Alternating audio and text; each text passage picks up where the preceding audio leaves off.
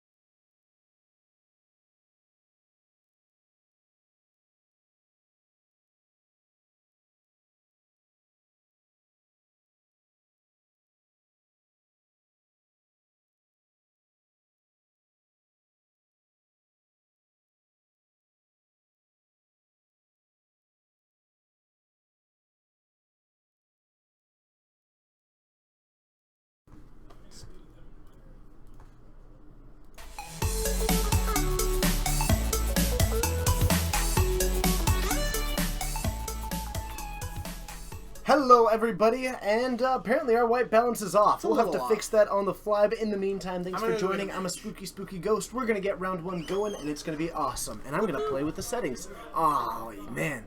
Let's see here. Woo, I feel so like... Guys, I've been feeling a little blue.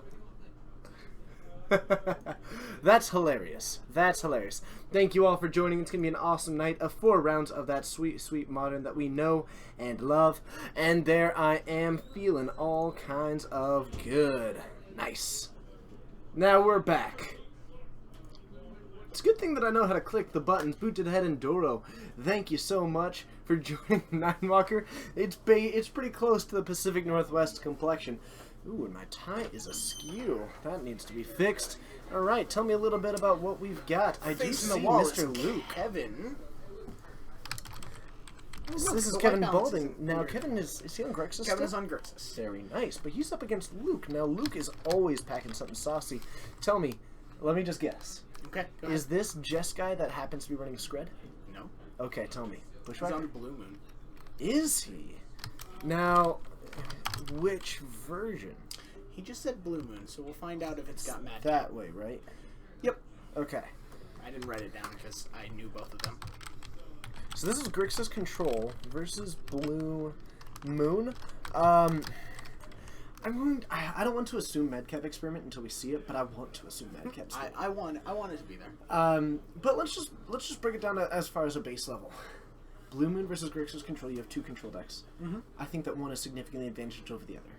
Okay. I think that would be Blue Moon. Okay. I think Blood Moon is gas against any Grixis base deck. Blood Moon's real good. They both have a huge suite of removal that aren't very effective against each other. The big thing is that Tasker is going to be kind of this edge card for Kevin. It doesn't die to a lot of the conventional removal that Luke does run. He is restricted to like red based removal. Yeah. So if Luke allows a Tasker to resolve, I think that's his problem area. That's where he doesn't have a way to beat it. But I think Kevin big dude. Can't beat a Batterskull. Can't. I guess Kolaghan's Command, but easily cannot beat a Blood Moon. And you're right. And I guess actually Platinum Imperium is fairly answerable in this deck, so it'll be interesting. Yeah, they both have a couple of threats that might beat the other. Kolaghan's Command. So a couple good ways to deal with it. I guess there's only one way to find out for sure. Let's head down to the match. Let's head on down and watch these two fight for our entertainment. Or should we see if they're ready for us yet? Sure, take a peek. Well, you have the ability, right? Oh yeah, you're right. I was like, I'm like, oh man, all right, let's do that. Luke has an energy counter on his side of the field. I don't know why. I like his style.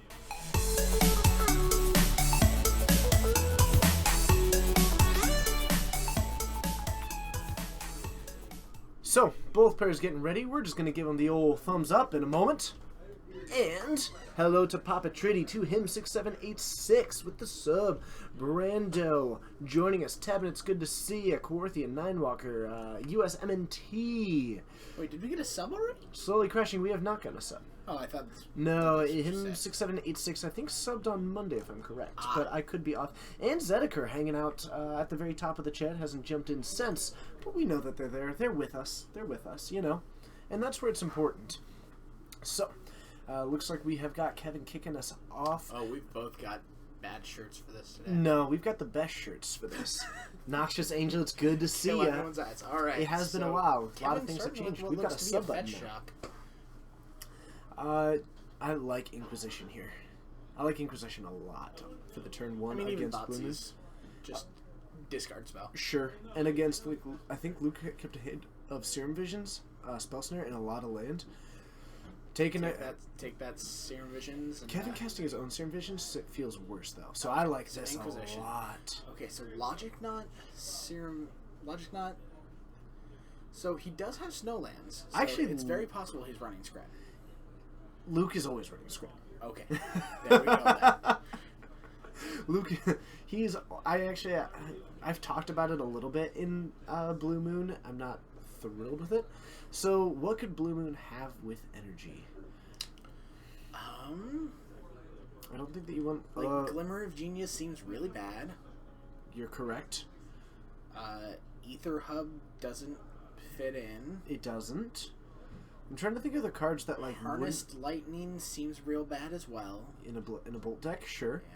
Also, that Logic Knot, I didn't get a chance to talk about it. I actually love Logic Knot. I think Logic Knot's really good right now. Oh, yeah. Even when it's a Force Spike, it's solid. So we've got a Polluted Delta from Kevin joining that Water Grave. Hasn't gotten any proactive. Seems to be signaling kind of a Mana Leak remand situation by passing in a traditionally proactive deck. Anytime that he's not using that mana, you gotta think that he's... Serum Visions. It's not a bad draw. And drew into another one. Looks at Pian Kieran and a Remand. I think you keep them both. I honestly keep the Remand on top. Yeah, I think that exact order is really solid. The rush, almost always there are. Gets a Wandering Fumarole into play as well. And then Kevin fetching himself down to 16. Yeah, I guess I'm not sure what Kevin was really looking at, because if you're not going to remand the Serum Visions, I really like the way that Luke played that, because he was willing to recast it, and maybe it is the remand where you don't hit the Serum Visions, because then Luke drops down a land, gets the same thing, and he got to resolve his spell for 2 mana, you got to draw a random card. Maybe he was trying to wait for possibly something a bit more proactive, but yeah, Kevin does now need to be fairly cautious. We know that Luke isn't going to be dropping a Blood Moon anytime soon. Kevin doesn't. And actually, with the Serum Visions in hand, it is possible. Honestly, with Luke having kept on top with the Serum Visions, if I'm Kevin, I've got to be thinking that there's something. But it's very possible Kevin doesn't know that this is a Blue Moon type deck. True. I mean, like, if my opponent keeps double on top in Blue Moon, the last thing, I'm not expecting a remand. I agree with that. So it looks like we're 16 to 19. You are correct. But, Spirebluff Canal. I love that card. I think that's a great inclusion. Big fan of it. But, the rush, oh yeah, I agree. I'm just a little bit, I'm not sure what the energy is for at the moment. Snap Inquisition. That seems not bad. It's probably going to take the Serum Visions again. I fully expect it. Well, he did just keep on top twice, though. So maybe that's fair. Maybe you don't take the Serum Visions because he's already theoretically drawing. See, the thing is, if he, I know that gives him 2 scries. Like it means that he's getting Serum Visions gets him. It draws him into the card that he kept on top. Card that he kept on top, and then scries the next 2 cards. In fact, that's actually probably the best like Serum Visions that you could have. Is like knowing what you're gonna draw is pretty big. But take a look at 2.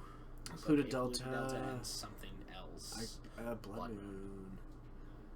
Alright. So did Kevin just lose because he's been super greedy with his lands? He's been very greedy with his lands. Like the Spirebluff Canal, I don't fault him for, but 2 fetches that actually could have gotten the 2 colors that he's about to be missing. I don't know. I hate to see that that he didn't even like go for a cautionary one against a deck that is blue-red. And it looks like Kevin might be keeping up, like a Mana Leak or a Remand, but that's just going to get... Oh, it's lightning. Okay. That's different. That's very different. Okay. I mean, he's still not in a bad position.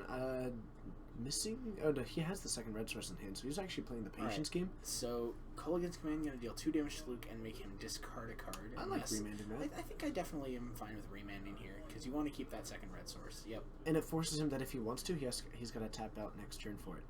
Ooh, okay, Drew Snapcaster Mage. That's going to be able to flash back a Serum Visions if he wants to. How close are we to Spokane? Like 5 hours? Spokane, it's like 6. Okay. Gotcha. It's like 6 hours across the state. Zediker, I kind of agree. Oh, Tevin saying it's a spicy Nambo. I don't know. I like running creature lands in this deck doesn't seem awful. I would hesitate to say that it's the most synergistic thing that I've ever seen. I'm actually a fan of Wandering Fumarole in Blue Moon, and I've been trying to convince Eric forever to run it. He ran him for a little bit and then decided not to anymore. And I was like, what, 2 of? I like the spell. Yeah, I think it says a 2 of. The problem is the Kolagun's command is still alive and well. Those are not Thopter tokens, Luke. No, if you want to jump out, then that's your prerogative. The problem is that someone stole our Thopters, so we don't have a whole lot of... Someone stole our Thopters? Yeah. It's terrible. Yep. People are the worst. I've got some in the burn deck box that's being used. We could theoretically do that one, because it's definitely something that I prefer when people use them, but it's whatever right now. But I like a 1 or 2 of the Wandering Fumarole, just because, like, in the right game plan, it's the same. It's going to be a mountain.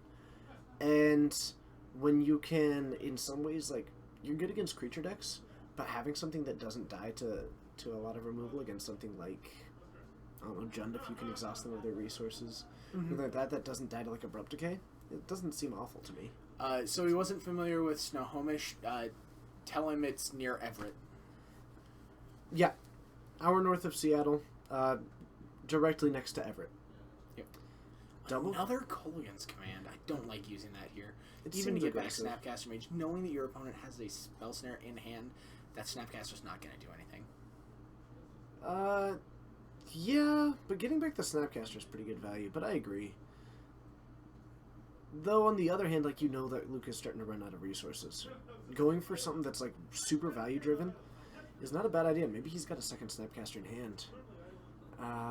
You know about the Snohomish from the movie War Games? I have no idea what you're even talking about. So please send me a link. Have you not seen the movie War Games? I have not. Oh, okay. What is that? Is it like an actual movie? Yeah. It's not like a straight to VHS kind of thing? It's an actual movie. Huh. Why is Snohomish in it? I don't remember. Did they need to buy some It's been so long antiques? since I've seen War Games. Huh. Well, send me like a link to it and I'll find it. Decade Zerg, it's good to see you. I'm living the dream. Alright, this looks like it's probably a Tassiker. Snapcaster Logic Knot seems good. Snapcaster Remand seems even better. I think I'd rather just count. Oh no, you're right, Logic Knot. Yeah, I was just like, yeah, you're probably right. Huh. With young Matthew Broderick, how have I not seen this? Oh, he did remand it. I'm not sure I like that. Probably just to draw the card. He's light on resources. I mean, he might even click himself. He didn't draw off the remand.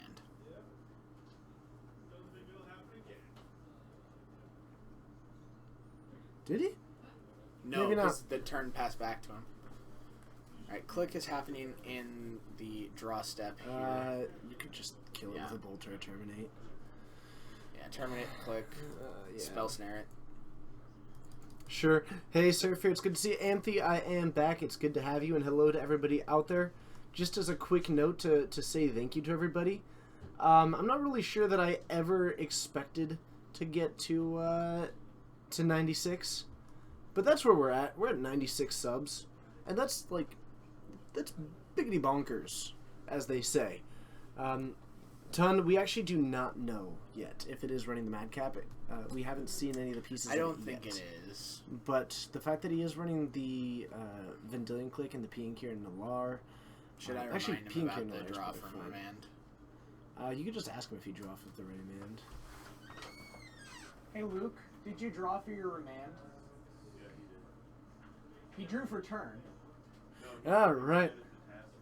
Uh-huh. Uh-huh. Okay. 4 to 100. And then you only drew one card, which was your draw. Okay. So, I mean, it might just be too late. It's up to you guys. This is regular REL. Sub-Hero!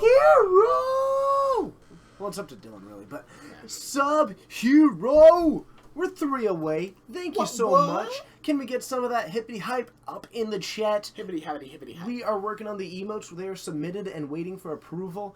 Thank you for the support. They're awesome. Let us know what your favorite dinner is, and if you have any pets, and how amazing they are, or how great it is not having pets if you don't. Or if you want pets and don't have pets, tell us what it is that you want.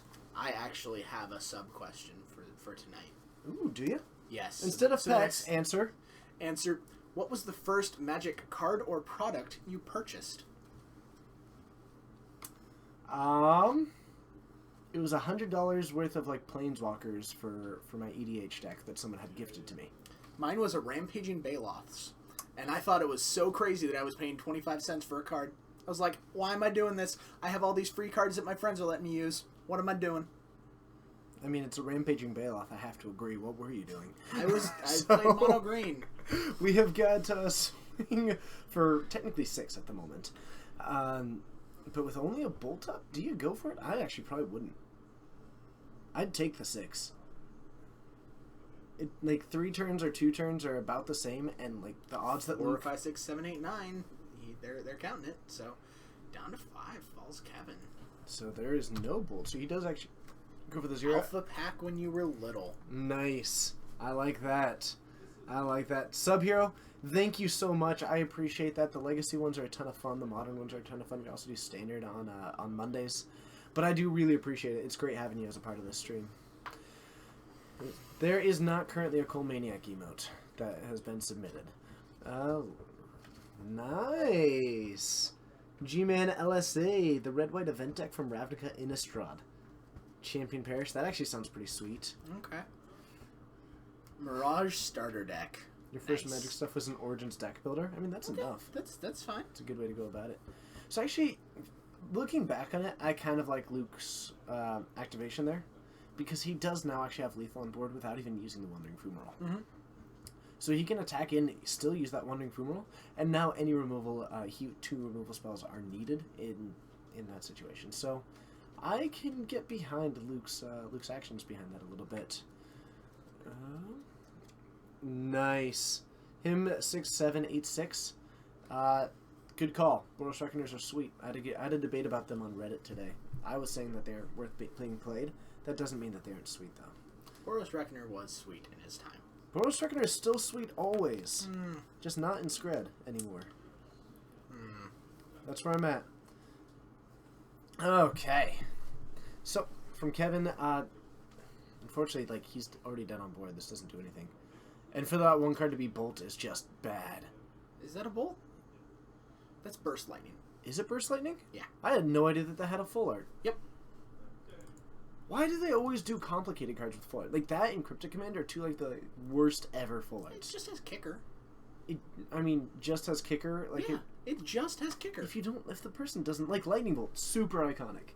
Sure. Burst Lightning, not very iconic. I know exactly what Burst Lightning does. You know what Burst Lightning does. It's an instant that deals 2 damage to target creature or player, has Kicker of 4, and if you kicked it, it deals 4 damage instead. No, I'm not arguing with you that you know whether or not.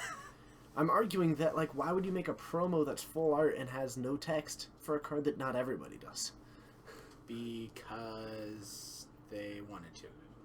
Sure. Terminate. Cryptic. And that is enough. And we done. So Luke takes the game 1, not even with the Blood Moon, actually. Just played a good blue-red tempo game. Basically. I think part of it is that Kevin, like, was going for probably the right call in this, which is using these Kolaghan's commands and these Snapcasters. Maybe misusing them slightly. I think that it may have been a little bit greedy to try and kill a Thopter with a Kolaghan's command. I definitely think that was greedy. I've got bigger priorities when my deck is also loaded up with, removal spells. Yeah, like I've got bolts. I've got. Okay, so I might it looks even have like a spare we're looking anger, at too. a couple of dispels, a couple of relics, Maybe the another 4th moon. blood moon. Looks like he's looking at a Keranos. Okay, I like this. Take out the Spreading Seas against blue decks plan. By the way, taking a line straight out of like our favorite game plan of running Spreading Seas and Blue Moon. Oh yeah, Spreading Seas is awesome. Big fan of that.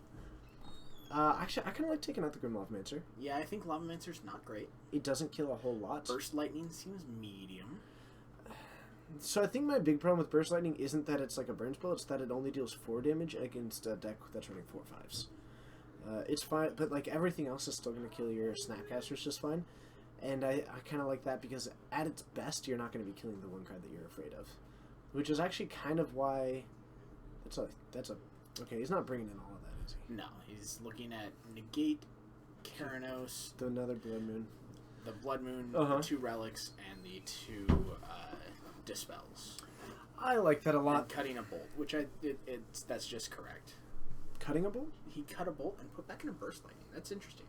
I think it's important because Burst Lightning can kill Kalidas. Fair. Okay. So, yeah, I can. He I can did totally see a get behind that. Kalidas in Kevin's hand, so Burst Nice. Lightning makes sense. You want to say your first Magic purchase was either Urza Saga boosters? Nice. Nice. That's all that stuff is all cool. My first purchase, yeah. The first thing that I ever played with was Riku of 2 Reflections deck. That was actually, unfortunately, my friend fully took on the first one's free methodology and got me addicted to Magic. Like they handed me like, this is for you, and I was like, wow, a whole deck of my own. Now I can play and I'll never have to buy another card. Well, that anyway, worked out really well, right? we're now 6 years later. Same thing happened to me. This was the first time I had moved in with JD, back in 2011. Jeez. But anyway, they were playing Magic all the time, and I was like, okay, fine. You guys have a bunch of extra cards. I'll just put a deck together from that, and you guys can teach me how to play. And then, I was like, I'm never gonna buy a card. I'm just gonna use stuff you guys have. How many of them still play Magic? They still play. The person who taught me didn't play for a long time, so it was like, who's taught you? Yeah, they don't play anymore. Now they do, actually. They actually work at another store. Oh, okay. Yeah. So It's pretty sweet. we went into similar directions, which I can totally get behind. Box of Darksteel. I like it. Was a revised starter deck. You still have the box somewhere? Yeah. Yeah. Dual decks Phyrexia versus the Coalition. I That hate was that a good dual dual deck. deck. I hate that dual deck. Why do you hate it? It wasn't that good. One of them was like 5 colors, 6 colors. Like, Yeah, it was a domain deck. I know, and it was bad. The It was a Phyrexia domain deck deck was with sweet. sweet dragons. The Phyrexia deck was sweet. The The Coalition Phyrexia deck was bad. The Phyrexia deck stomped face on the Coalition deck. Yes, it did. Which is It was a poorly designed expected. dual deck. Yeah, it was not balanced at all. It was Uh, really unbalanced. Yeah. Yeah. I mean, like, I can appreciate that the Phyrexia deck was awesome, but like mono black versus a 5 color, just your immediate edge goes in just a clear direction. Oh yeah. Man, Plus how do I know so much about decks that I never even that's like I've never even like played with them. I just know the lists. You know, that's just how it goes, TJ. Sometimes you gotta learn. Man. Nice. I like that a lot. Alright, so Luke liking his. He does have the game 1, so Kevin's going to get to go first again. I still like the idea of the turn 1 Inquisition in this matchup. But when you're looking for the turn 2 for Kevin, because this is a deck that isn't super loaded up outside of removal, and removal not great in this situation. So what 2-drop are you really hoping for? Are you just going for a value remand? Like, Kevin's turn 2 is not stellar. Maybe he goes for a turn. Maybe he goes for a 1-drop. Maybe he does like. It could be like turn 1 Inquisition, turn 2, turn 2 Visions Serum Visions into either tap land or an open land for a spell snare. Nice, or maybe a second Inquisition wouldn't be awful. Mm-hmm. So we do have the Serum Visions in hand. We've got a couple of lands. We have what appears to be, was that a Snapcaster? Snapcaster and a Remand. Snapcaster, Remand, 4 lands, and a Serum Visions. I would take the Snapcaster. I think Snapcaster's probably the right choice, but I could see Serum Visions. But if he's got another hand disruption spell, maybe you take the Serum Visions. But so the problem is like Snapcaster is everything, right? So Snapcaster is just like the only reason. To an Electrolyze. Wow, that's not a bad curve. It's a really good draw. Um. All right, we're gonna get a Serum Visions off of a snow-covered mountain from Luke. Gibbous M, I'm gonna say that red and white probably both beat it out. I would agree that there's been more mono black than blue and green, but I would put it in middle of the pack for viable decks. I think that like mono red and mono white would probably have more historically. But that's like this is based on no actual data. So that's what I've got for you. Evening, the dude. Good to see you, the dude. Thanks for joining. So, I'm with you, Scarlet Spud. I feel it. I feel it. There were like 2 different articles today about unbanning Twin. It was ridiculous. Still disagree with them. I agree that like it's awful that Twin was banned.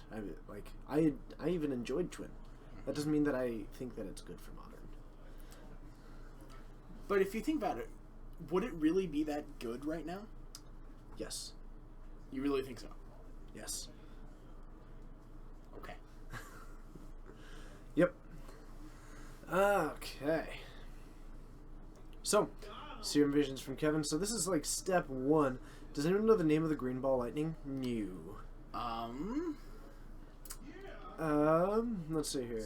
Mine box of Cons of Tarkir. You pulled 3 polluted deltas, got another box and doubled your card base in one day.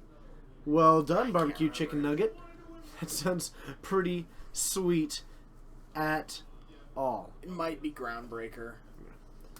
I'm gonna look it up because I need to know. Ooh, okay, so just to get back into this, you've got the Relic of Progenitus coming down for Luke. I actually like this. Groundbreaker. It's a value card. It's not going to do a ton over there.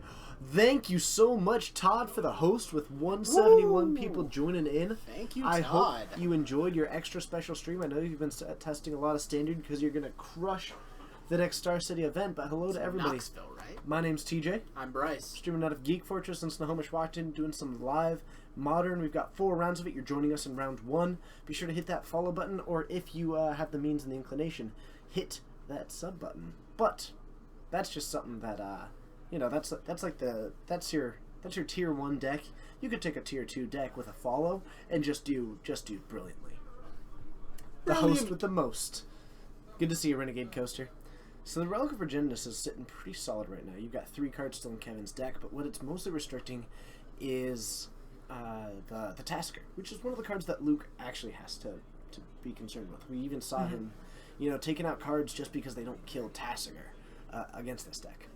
And yes. Yeah, Kevin is aggressively getting non-basics, which...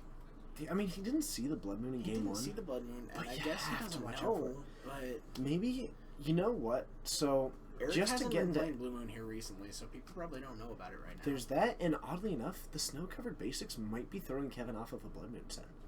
That could be.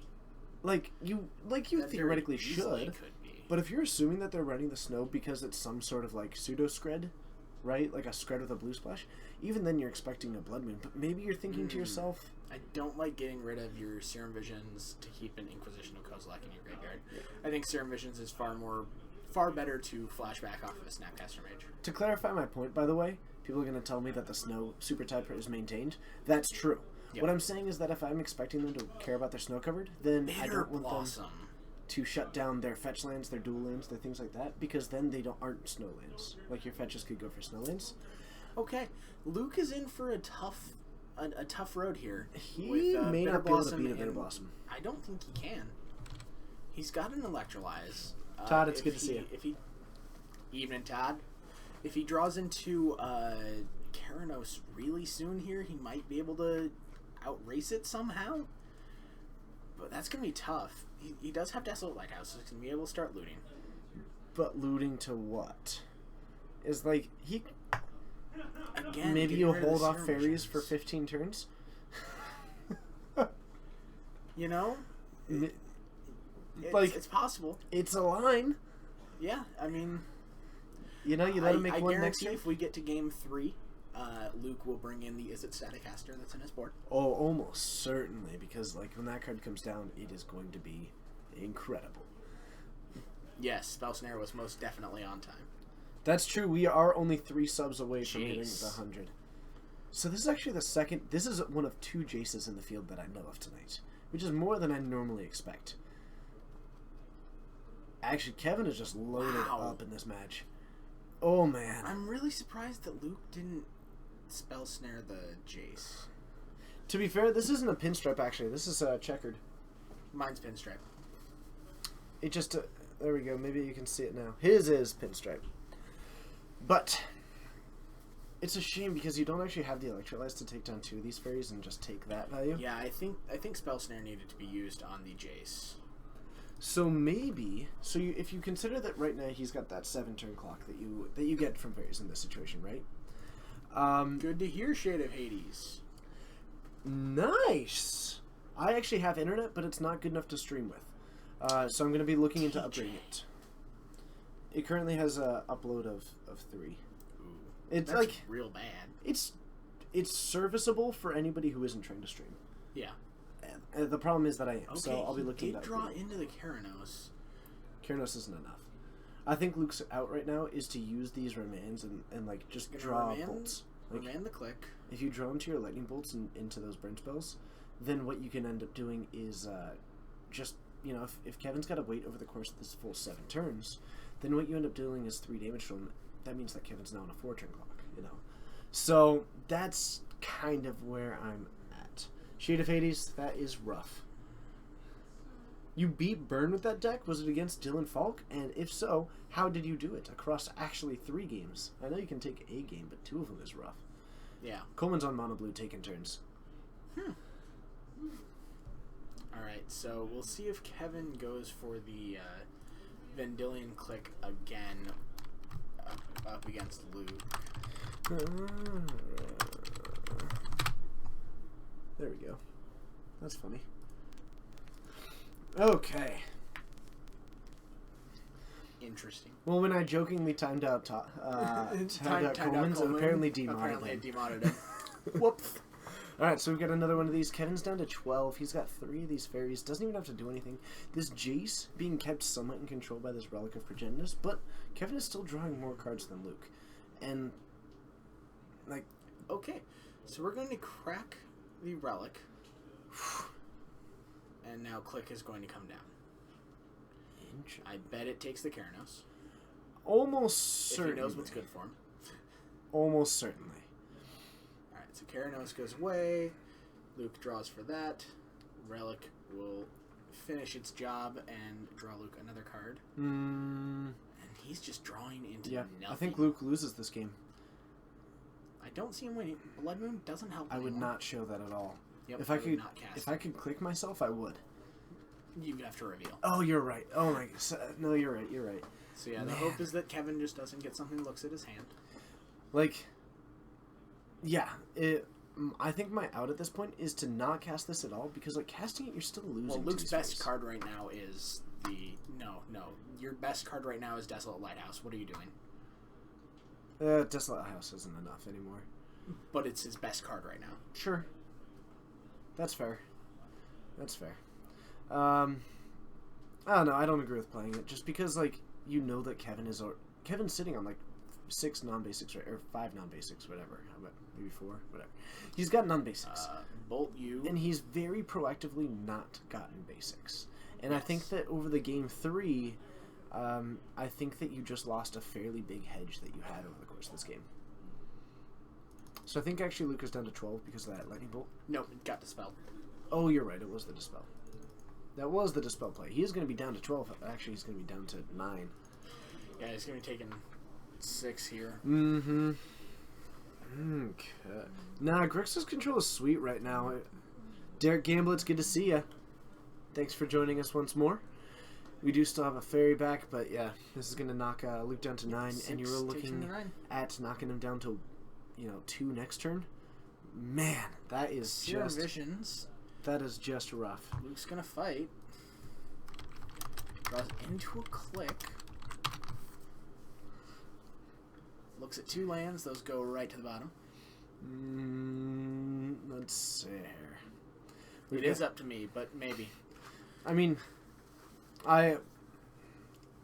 it's in your hands. That's where I'm at. Yep. It's almost 200 in here? My goodness. What? I didn't even notice it. Like, I was like, Todd's hosting us for a massive amount of people. And I didn't even think, like, maybe those massive amount of people are watching now. Hi, everybody. Oh, cool. It's good to see you. It's good to have you all. But it looks like if you haven't yet, be sure to hit that follow button. Otherwise, I'm going to, like, guess, like, because I know that Todd and I share a decent number of, like, followership. Just because we, I don't know, similar products in a different-y sort of way. Yeah.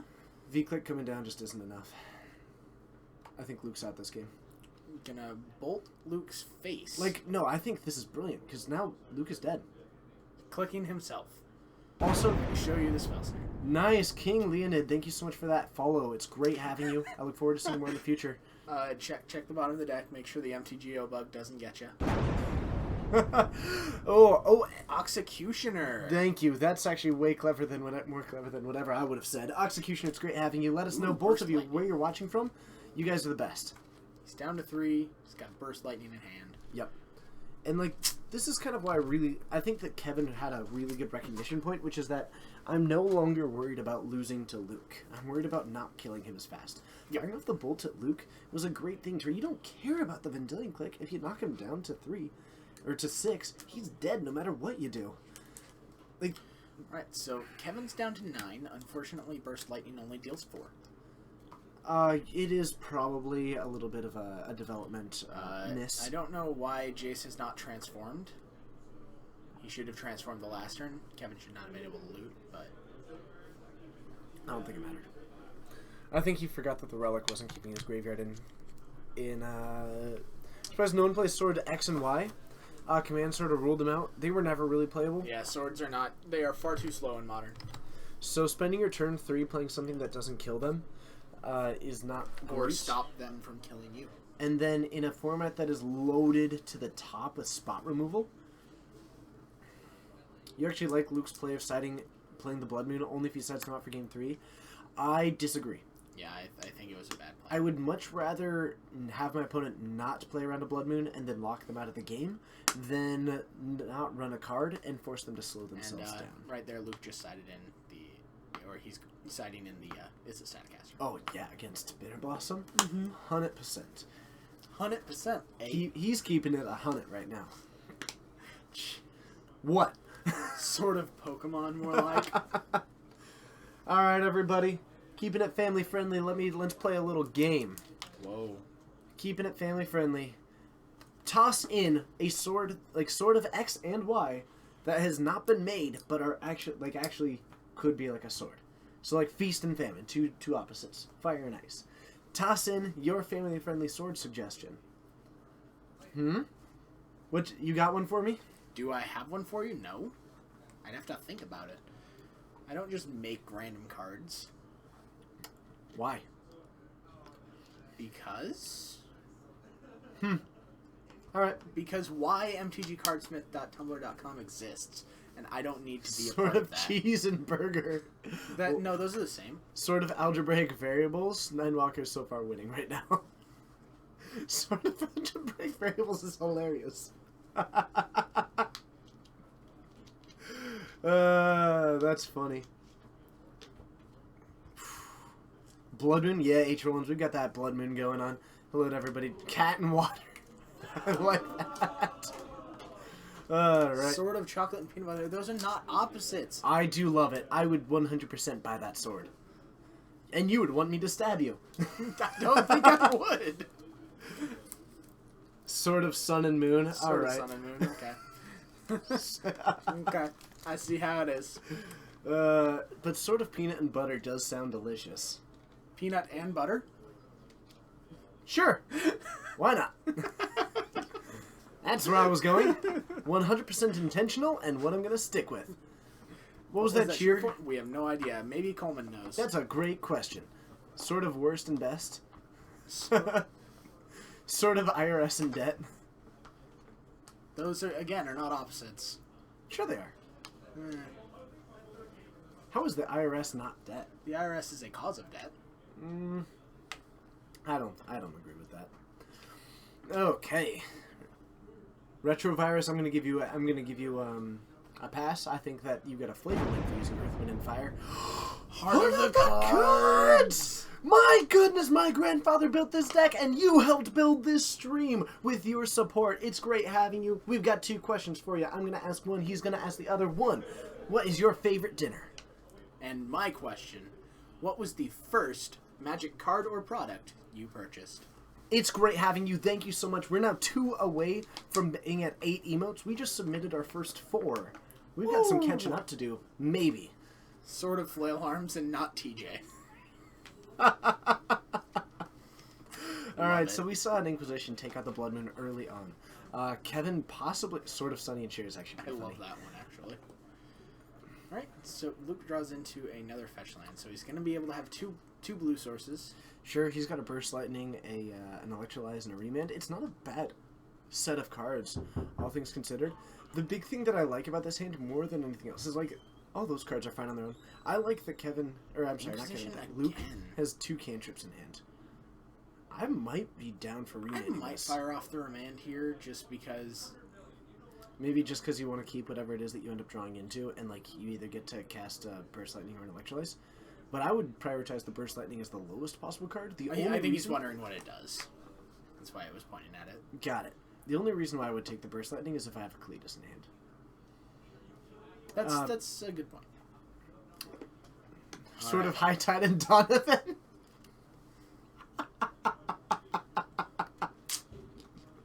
Oh, that's funny. That's funny. Sort of Mariners and winning. There it is. There it is, slowly crashing. Sort of Cubs in the World Series. Oh, yeah. By the way, I was listening to a song by Spose today, and he was talking, it's the song of, like, Lies, and he talks about how the Cubs won the World Series, and I chuckled. You're like, wait a minute. Sort of twin and... You guys stop it. That hurts my feelings. That's also pretty funny. So your favorite dinner is breakfast. I like your style. And your first was a revised starter deck. Ooh. Nice. You've got me outplayed. It's great having you here. Thank you so much for your support. Sort of Seahawks and 49ers. The Niners, don't really count as an actual football team right now. I'll have you know that I've played, a decent number of blue decks. I've just played more red than anything else. Okay, so Is this your side? Is that the right 15? Yes. Okay. Yep. I couldn't figure out the 15. The weird thing is the split between the the Syrian Blaze and the Helix in the board or whatever it is. Yep. Yeah. Yep. Okay, so gonna fire off the burst lightning. Do you think he's got more land in hand? No, he's got a. Ooh. Do you click him too? Just to keep it in hand. It does put like a pressure card out. It means that he's expending slightly more resources. I might fire off this V-click. I probably do. Oh yeah. Because then like Kevin gets nothing. Click you. And if you take the removal spell, seems okay. Yep. Is that a murder's cut? That can't be a murder's cut. I don't think so. Okay. Nope, looks like 2 Counter Squalls, a Liliana. You take Liliana. Yeah, you do, but I love Counter Squall. Yeah, but Counter Squall, Spell Snare, Dispel against a Click. Click's gonna win that every time. Frosty the Giant, we can't right now. But I like the gumption of the question. Well, that's funny. That's pretty funny. Apparently Coleman's got your back. Okay, so we have got the Serum Visions from Kevin. He's light on removal right now. There's actually a chance that this V-Click gets enough in. Even if he gets like one swing in, knocking him down to 12 is pretty significant. It puts him in the range of a good amount of burn. Okay, but I think Kevin's still loaded up Kevin's on 4. just got 4 counter spells. Nice. That doesn't counter as a Staticaster. Yep. Yep. Wow. That's good to know, Troy. That is good to know. Alright.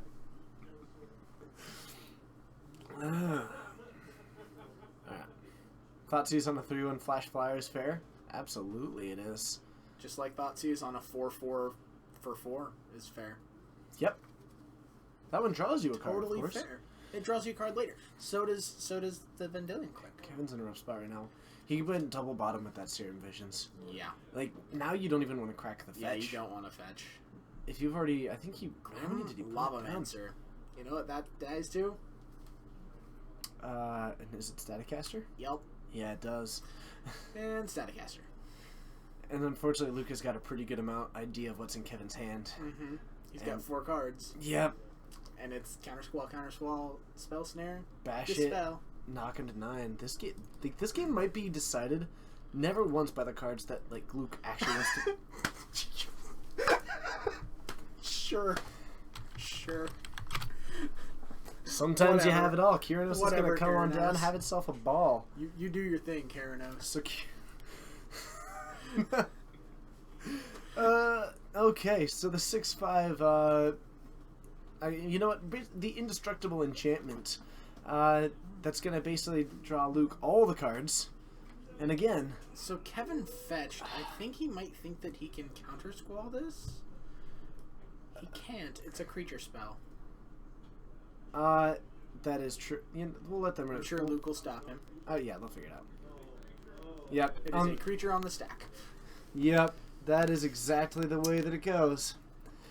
And Oh. attack of 3, and now he shuffled in those cards that he put both on the bottom. Yep. Oh, we don't have to stop the game, Scarlet Spud. He's one away. He's one devotion away from Kyranos being a creature. Yeah. You mean like that card? Nah, that's a Serum Visions. It was a Serum Vision. So you cast Serum Visions. Come on, Snapcaster Mage. It doesn't even like It's matter. gonna get Counter Squall. Sure. Like it doesn't matter. Attack you for 3. That's just what You're at it's at. 5. Go. Man, what's the promo card in the graveyard? That is a That Burst Burst Lightning. Lightning. So he's down to 5 now because he got attacked for 3. Yep. Like, what? You are basically. If Luke draws gas, you're dead. If your Creeping Tar Pit is, like, I guess kind of cool, you could knock him down to the lowly life total of 13. That. See, what Luke needs to do is draw something that puts Kyranos online and kill him with Kyranos. The problem is that Kevin needs to draw something that isn't the 4 counterspells in his deck that do nothing on the board. It looks like he's casting a Tasker here. Cast and activate and hope for the best. Maybe you hit a Slaughter Pact. But, like, I mean, he's you're going still dead. to... You're now at the mercy of, like, Luke's draws. Yeah. Because you know that you don't have removal. You can't draw removal. If Luke hits gas, then he wins. And if he hits a card then like that's Kevin's out, is for Luke to just whiff. Yep. Renegade Coaster, I've actually had Terranos online many a time. And Bolt you, do you have a removal spell? Because you need one. Combat. Send it. There it is. The extension of the hand. Alright, so Kevin, unfortunately falls in 3 to Luke. Luke playing that Blue Moon, a deck that was already kind of advantaged. And actually, it's funny because it in fact lost the game in which it played the Blood Moon. So, I guess maybe it was good for different reasons. Both of these decks were playing a pretty similar card suite, however, but Luke's mana base significantly smoother. He had a lot more burn in his deck, which allowed him, we saw in Kevin's hand that he had a lot of cards that didn't actually interact with the board very well, whereas Luke's hand was much more tuned to sit into that situation. And, also he just drew pretty solidly. Luke drew very well. Alright, but let's head back into the booth. We likely won't have enough time, so we'll see you up there, we'll talk a little bit, we'll do some stuff, and we'll get ready for round 2. We'll see you there.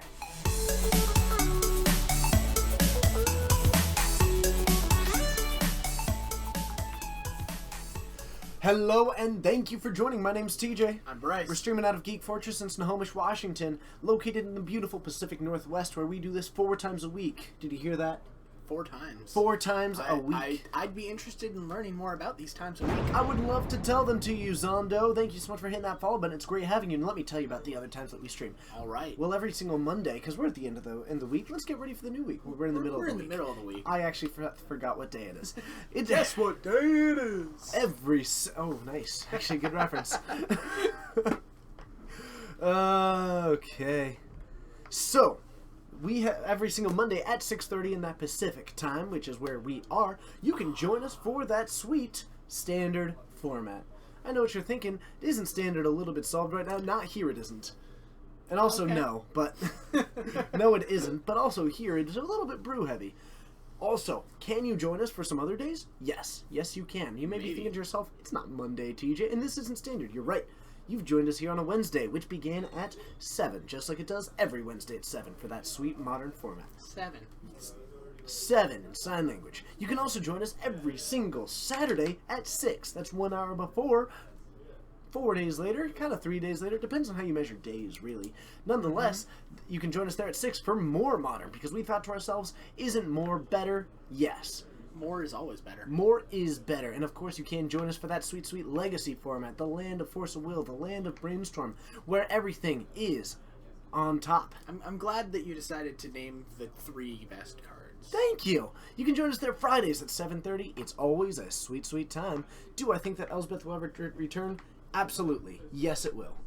This is all Pacific time. Yes, it is. Now, we are going to get right back to the Magic shortly. We've got some things to talk about, but we're testing something really quickly. We just recently got partnership. Feel free to hit that follow button, hit that sub button. We're going to try running an ad really quick because people have told us that we should, and further feedback is always relevant, but stick around. We'll be back in a couple of seconds, and if you either don't get hit by the ad or have sub, stick around because we're just going to do Stream of Consciousness as we get ready. Here we go. Right, in a moment. I think I hit it. Yay! Break initiated. Please keep in mind that your stream is still live. I always need to read that because yeah, basically. So next, what do we have? Round 2 coming up. Okay, so I know that Skred's out there. The Burn's out there. There actually might be the new Lotus Bloom, the new Bloom deck. Yep. I saw Sam had that. Sam has that. I'll be looking for Sam or Coleman or Logan. Probably. It's either gonna be that or Infect, and I'm not sure which one he ended up running for. But that deck is sweet. Yeah, the Amulet Titan deck is still pretty good. When's the last time you got hit by a Hive Mind? Yeah, not since that card went away, right? When was the last time I played Eric when he was playing Show and Tell Hive Mind? Was it? Yeah. Show and Tell Hive. Okay, that's fair. That's a little bit. Eric is playing Hive Mind Show and Tell. Man, Kyranos is I wish the art for Kyranos was a bit cooler. It's that awesome. Art is cool. He's holding a lightning but he needs to be bigger. He is big. Look how large he is. That's the bunch of mountains that he's on top of. Those are trees. Sure. Those are trees. You're a tree. Don't you, we'll take this over Star City ads. Nice. You're too powerful to get ads. Wait, oh gosh, we're 10 seconds past it. Hi everybody. You know what? It's great having you. We're back. Hopefully that was fine. Hopefully you enjoyed the Stream of Consciousness. But we're going to get ready for more things. Round 2 starting soon. Thank you so much for sticking with that. I understand that it maybe isn't like the most pleasant thing in the world, but when we're working on a budget of generally 0, we don't get paid. And in fact, with this sub, we're still not getting paid because Not yet. it's basically going 100% into the stream itself. Yeah. We've got a lot of upgrades in mind. We've got a lot of ambitions to be met, and we're just going to keep dumping it in there. And anytime that we can do that, it's just a little bit that helps us get towards those goals that we eventually have. So we appreciate your support, both in watching those, and hitting that sub button, and hitting that follow, and just hanging out and having a good time with us. You'd love to see Skred versus Lotus Bloom for no reason. I mean, Blood Moon's pretty good against that deck. It's pretty good against that deck. Either way, I think I hear round 2 getting kicked off. So I'm gonna head out there. Nice. I appreciate that. Go ahead and actually, hey. Go ahead and just walk behind the counter before he posts the matchup. If you're hosting, you can just head back there and you can like pick the matchup so you can move them over before they start. All right. So we're gonna get that round 2 up. We're gonna have some fun. What are the more immediate improvements that are in the pipeline currently?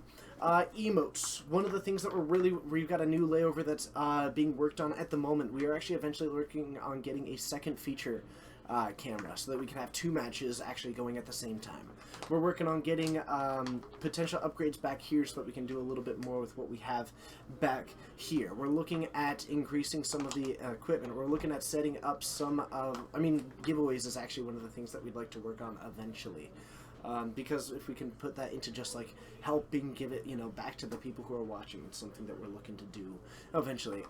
Any kind of like, we could potentially upgrade some of the software and hardware on the computer if we're ever looking to do that.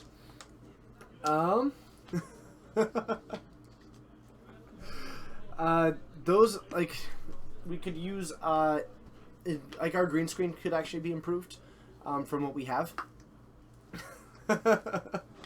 What's the whale's name? Christopher is his name. Give us them. I don't want to tell you what the bolts are, but I will tell you that you will not be disappointed. The 4 bolts that we submitted, I love each. I love all 4 of them. I think that they're sweet. I think that they're all ones that could be used. I think that they're just all kinds of fun. However, I will give you a hint. But I already gave it to you just now. Whale's name should be Balti for Tybalt. I do kind of like that. Moby Moonray. Man. Either way, it's going to be a blast. We're about to get another round up, and Bryce is back. I am. What do we got? Facing the wall is going to be Aaron. Okay. Is this Aaron Walker? I believe that's, yes. The one that historically plays Bogles? Yes. Okay. And he's up against Peter. Ooh. This sounds like an interesting matchup. Tell me what Aaron's on this week. Aaron is on Mono Blue Delver with Ninja of the Deep Powers and such. Is he? So he's on like what Ninja Bear Delver eventually became. Yeah, it's got like flying men in it instead of Phantasmal Bear. So it's got the 1/1 flyer for 1? Yep. Why would you not run the fairy that draws you a card? Things, right? I don't know. I saw a flying man and Or I was Judge like, is familiar. Huh. Interesting. Either way, I can totally get behind the idea of just running flying men. Mm-hmm. That is a piece of Magic history. But anyway, this should be a sweet matchup. Is it flying men or flying man? It's flying men. It is flying men. With one guy on it. The carpet is actually his buddy. Oh, yeah. Okay. The carpet is actually a man. Yeah. Yeah, it is. Ever since, I don't know, I guess it decided to be. Yeah. So, let's head on down and have some fun. We'll see you there.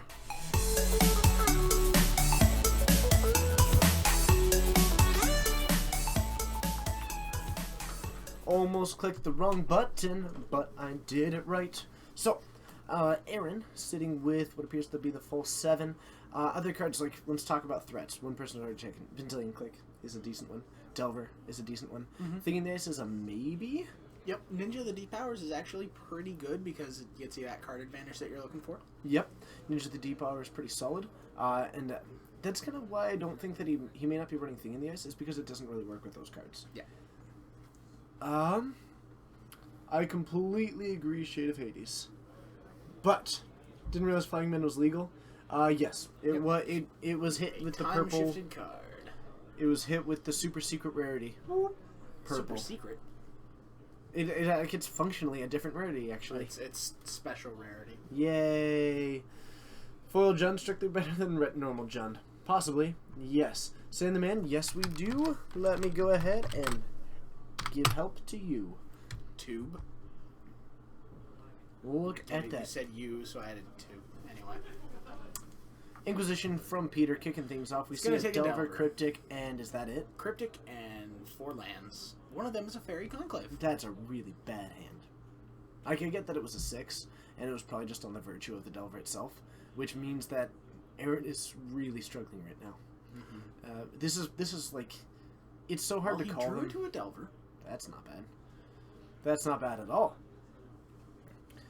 Hey, it's good to see you, Tom Hanks Ghost. It's been a while since I've seen you in the chat, and we recently became neighbors, kind of. Ooh. Yeah, I know. It's kind of exciting.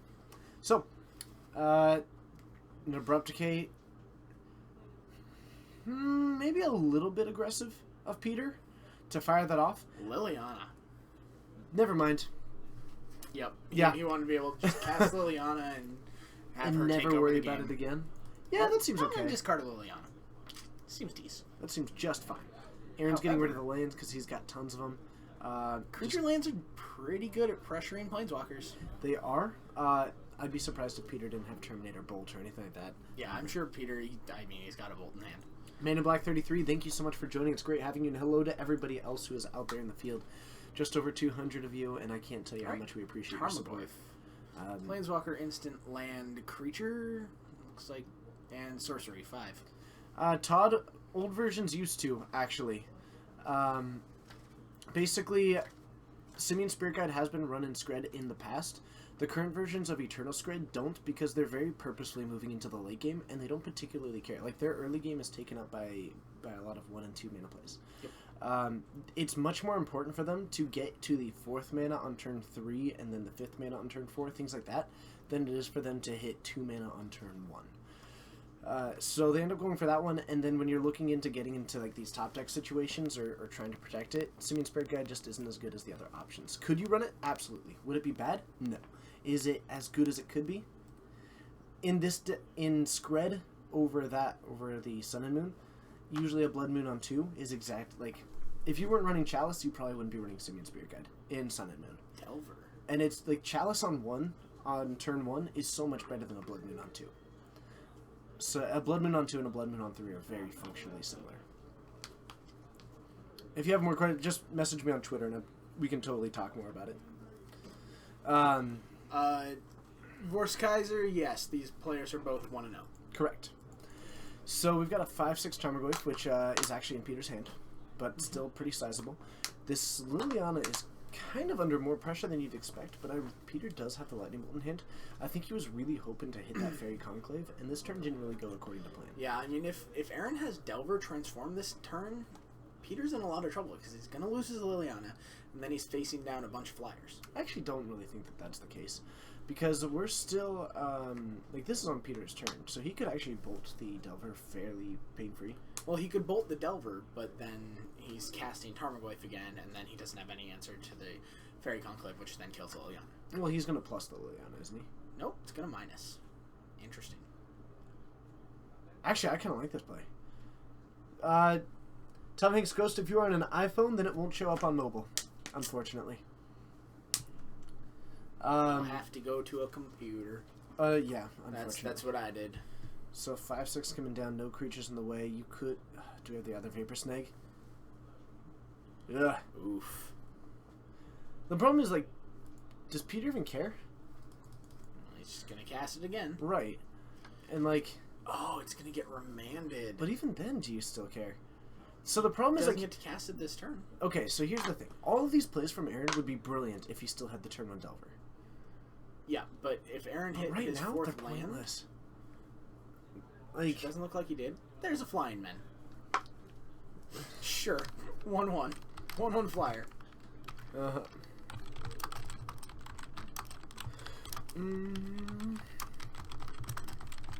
And Bolt takes down the Flying Men. Tarmogoyf cast again, and this time it's going to land. And Peter's sends it back. I'm still intrigued by the flying men in this deck. So, like... It really should be Fairy Miscreant. You are correct. It should be Fairy Miscreant.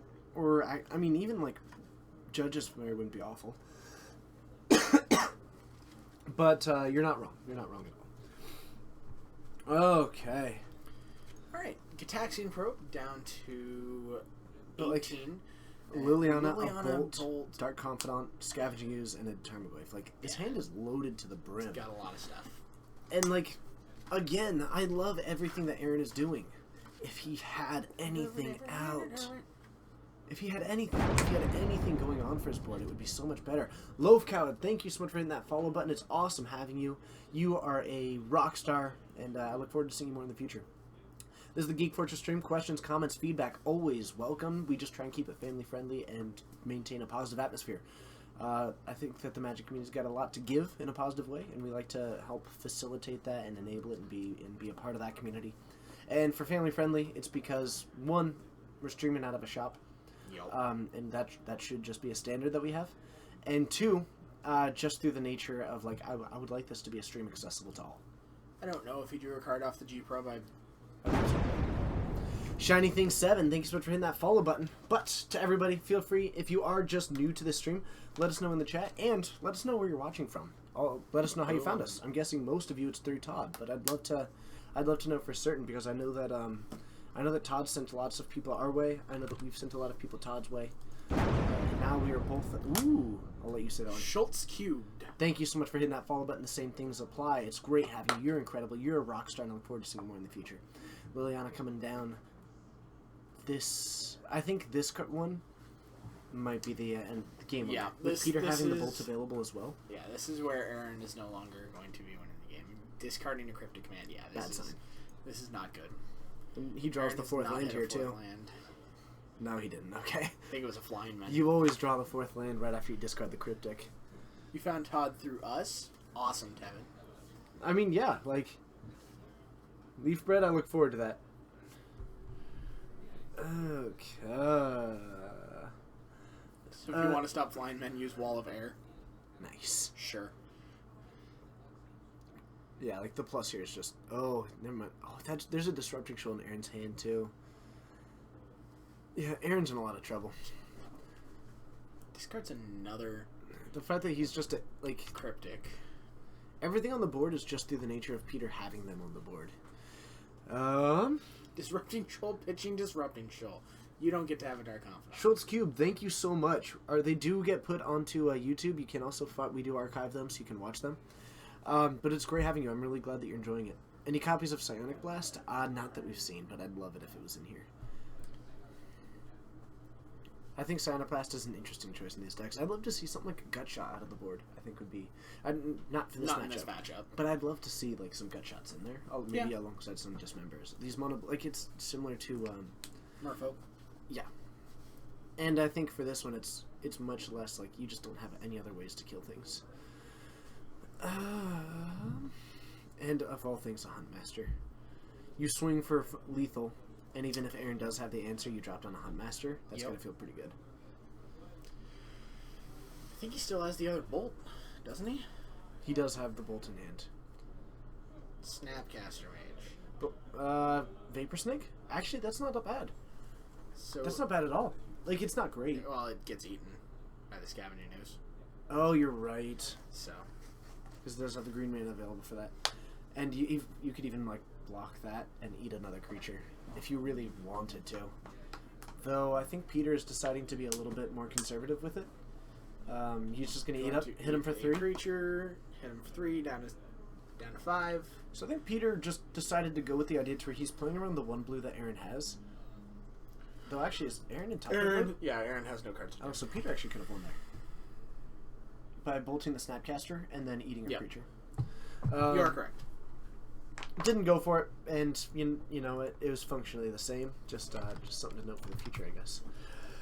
Strifo, of course, foiled Jund is fundamentally more powerful than non-foiled Jund. It's tough for your opponents to see what's happening on the other side of the field, and so they're like, yeah, that card just does that. Everything's right when the table is bright. Did you just make that up? Yeah. Nice. Thank you.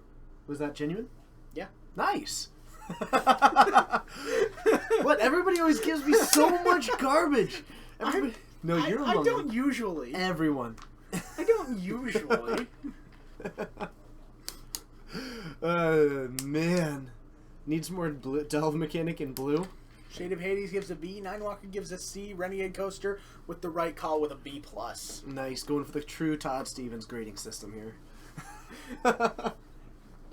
Hey, Todd, what grade did you give that? It's about a B+. Good to know. Man, I would have loved to be in one of your classes. All right, so getting ready for game 2. Aaron gonna be on the play again. Like, if you were to mono blue Delver, let's talk about it a little bit. Solid B+. Nice. Mono blue Delver exists. I don't think that Mono Blue Delver passes the classic Patrick Chapin test of not being a worse something else. Yeah.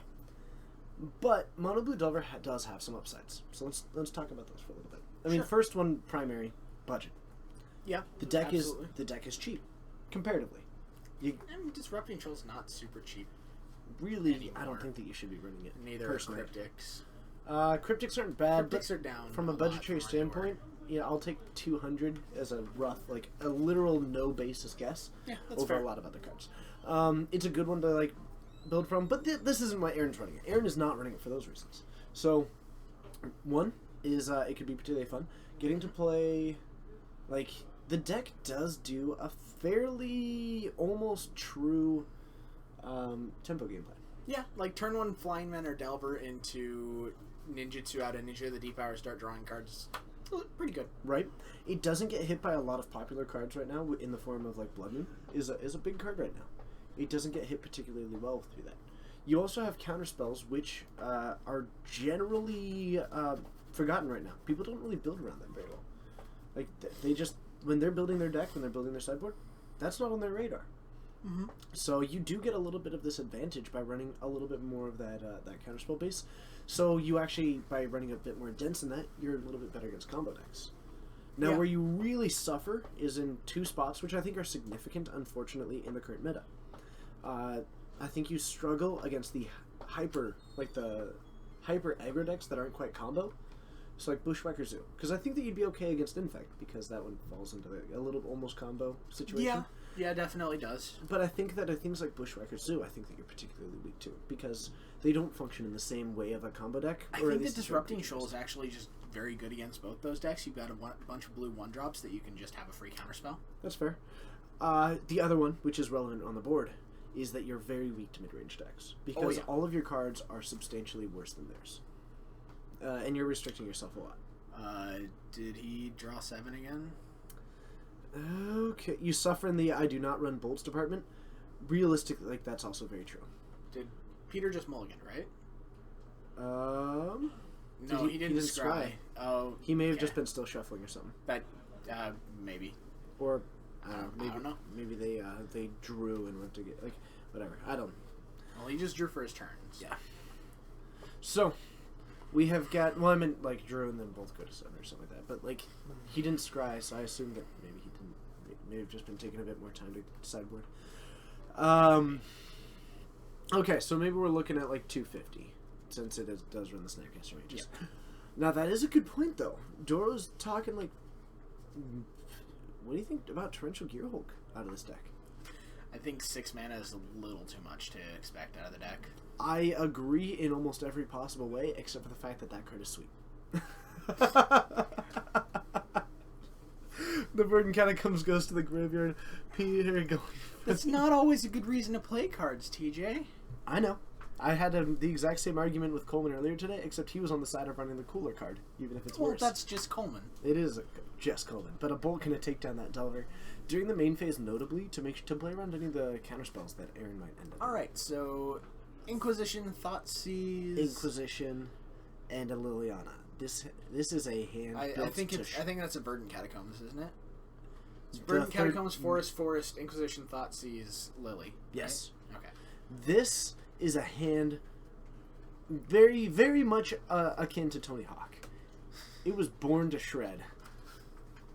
This is a Disney Channel movie, straight to DVD, Soul Skater kind of thing. You are pushing it right now. I am not. You are so pushing it. This hand was born to shred, and you can't tell him what to do. You're just part of the establishment. Oh, man. Yes! An A+! And a C, and then an A-. I'll take it. It evens out to about a B+. You're right. I'll take it. I'll take it. Alright, so Inquisition looking at either Flash Freeze or Vapor Snag. Aaron just running the Snapcaster Mage out there. I don't like that. I think you'd let him take the Snapcaster Mage, and then you have all of those counter spells. I don't know. And then Peter's going to Peter would have taken the Snapcaster. Like that's. Oh look, Todd gave it a B+. Todd gives everything a B+. I like that about Todd. Yes, T-Claw gives it an A++. It's because they kecked. Why is this my best joke ever? I hate that. Alright. It does give him, like, the only threat actually on the board, and he is fully aware that Peter's hand doesn't do anything. Yeah, but I feel like having some of those spells still in your hand... I don't know. But, like, you play down the Liliana, and... I just don't like it. I almost don't play the Lily. Maybe I just take 5 next turn. I've got a Lightning Bolt, and I think I might have another... Maybe you even go for the Bolt now. Well, he's got Terminate Forest. Is there a Bolt there at the back of the hand? It wasn't a pun. Maybe that's it. Okay. Non-puns get higher grades than puns. That might be it. Why are you punishing the puns? Alright. Cisco Gaming.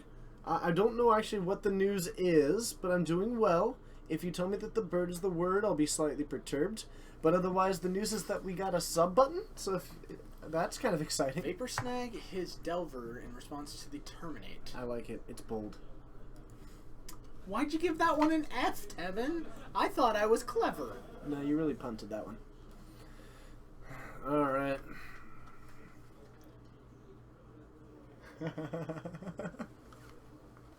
Alright. The trick shot with the Snapcaster. It's going to come back to the hand. We're going to put in a Ninja the Deep Hours. We're going to deal a little bit of that sweet, sweet damage. It's going to be the same amount of damage, except Aaron gets to draw a card. Could be relevant. Drops down a Delver. Not too shabby. But a solid B reaction face. I'll take that. Don't encourage him. Thrun. Time locking, it's good to see you. I hate Thrun. Why do you hate Thrun? This is I about hate Thrun. Like, did Aaron just lose? TJ, I'm a blue player. I hate Thrun. I think Thrun is enemy numero uno. Honestly, like, I hate to say it, but Aaron may have just lost purely for that card. Well, there is a 3/2 flyer that can attack past it. There's a 3/2 flyer that gets 4 turns to do it. Yeah. And if he doesn't, can totally get there. He attacks next turn and draws the obvious Psionic Blast that we haven't seen yet. Sure. I mean, we do have a Liliana and a Lightning Bolt. Sure. Liliana just eats the Ninja. Actually, we do now have 2 turns with this Delver, which did just become significantly better. Yes, so I'll give you that. You know what I would love to see here? Okay, you ready for this? He has the counterspell to protect the Delver from the Bolt, but loses the Ninja. Untaps, swings for 3, and gets him with Psionic Blast. That's the line. That would be good. That is... Dragonlord Dramoka has not been enemy numero uno for as long as Thrun has, therefore Thrun is enemy numero uno. Yeah. Thrun is kind of like the Han Solo to Dramoka's Luke. Like, sure, Luke is more of a threat, but Han's super annoying to them. Like, he just keeps doing it, you know? Plus, Thrun shot first, so... Ooh, we're number 3 on the Twitch list. That's not too shabby. Can we see the mono blue Delver deck list? Unfortunately not. We don't have access to the deck lists. It is unfortunate. But we do it. We're going to swing it again. Attack you for 3. There's the bolt. How do you feel about him actually waiting to do this? Does he have an answer? On this turn as opposed to doing it during his own turn? It strikes me as unusual. Disrupting Shoal for 1. Getcha. Take 3. You're at 3. Go. Scavenging use and any removal is kind of an out. Was that a Colgan's command? If it's a Colgan's command, then this is like the... Oh, never mind. I know exactly why Peter did it. Peter did it on Aaron's turn so that Aaron would have to tap out to protect it, and Peter could kill it on if he needed to. It was a Colgan's command. Oh, that's so gross. So sometimes you play well and then you get rewarded? Have Disrupting Shoal and a 3-mana creature. Or a 3-mana blue card. Just have it for me one time, Aaron. A Psionic Blast. I'm going to toss the Sonic Blast away. Sure. No. He does have the shoal in hand. He does have a shoal, but he doesn't have a 3-mana card. Oh, that's... No. That's rough. Oh, that's man. rough. Oh, man. And he has to discard a card. Ooh, we are. And actually, you know what? Those are 2 that I am so okay with being behind. If we're, like, kind of competing with Fireball, we're kind of competing with Fireball. Yeah, that's fine. Which, like, I don't really dive into the competition standpoint, but that's still kind of impressive. Competition! He knows they have Snap in hand. If he bolts on his turn, he'll snap snag the Delver back to his hand. That's True. fair. Fair point. Fair point. So we're down to 13. Not a whole lot of haste out of Aaron's deck, so Peter feeling kind of safe. Plus, the truth of it is that, like, you don't know what's in Aaron's deck. You gotta be prepared for a lot of things, and you gotta close the game out. So the way that Aaron wins this game is he draws Fairy Conclave next turn. Psionic Blast. Psionic Blast would also do it. Or he attacks for 2 and has a gut shot. That would work as well. Or Peter fetches. Desert Bus is also streaming right now. You are correct. You know, we're not doing bad at all. Thank you, everybody, for being a part of this. This is, like... I know that I say this a lot, but it's still, Y'all mean the world to TJ? legit. Serum Visions. I'm getting all, like, teary even just thinking about it. So, Serum Visions from Aaron... I mean, pretty much we're looking for, like, the Sound Blast. If it's in there at all. If it is. If. And I really hope Again, it is. Fairy Conclave could still do it. Because you untap and swing with it and you aren't technically dead. It's a 3-turn thing. But it's doable. So it's not likely. If he drops on a Fairy Conclave, But I'm going to be it so could proud of happen. Aaron. Aaron, do it. You're not tapping mana. It looks like a Fairy Conclave. No, dang it looks like a Delver or... Delver would be good. It Flying could Men be a would be Gitaxian hilarious. Probe. Flying It just Men would be passes. hilariously great. Flying Men would die to Liliana. Be hilariously great. Yes, that's correct. And we're going to discard. He didn't cast the Serum Visions. I'm really surprised about that. Okay, Snapcaster Mage is going to come down. This isn't bad. Okay. what This did you isn't draw? bad at all. Aaron's got it. Aaron's got like an actual chance. There's still a Thrun. There's still a Throne It's that's just like, swing. you can't touch me. Well, that's because he knew he had the Snapcaster But Mage. now Aaron might always have the Snapcaster Mage, so Peter's not going to be swinging. Inquisition. Now he may not have the Snapcaster Mage. Awkward. And we're going to know whether or not we do. We should host Desert Bus. Doro, I think, as much as I love the Rogues, I think hosting Desert Bus might be the right choice. I mean, I've been known to make, like... I make calls. Vendilion Click. That's game. Aaron's going to take this one. Peter has no hand. If he minuses... He minuses Lily, and Snapcaster Mage gets sacrificed. You got to give credit where it's due. Aaron, well played. Vendilion Click. Well played, Aaron. Oh, yeah. Take that, Thrun. Well played, Aaron. You played a turn 4 Thrun, and you lost to the blue deck. Boom. Click, click, boon. Tilt.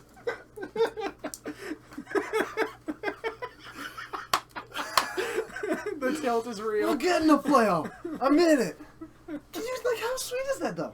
That was great. Of all the things to draw. Yeah, no, he Click didn't is get the very fantastic. conclave because he got the Snapcaster, which comes down at the end step and was threatening to do cool things anyway. Of course. Bashes, but didn't bash because he didn't swing. But then, not only do you, get the worst case of the best case, you get the better case with your draw. What are Epopple, Doro? Do we start late today? No. We started about an hour and 20 minutes ago. It should have been click, click, boom. Yes. And then click, click, boom, and then tilt.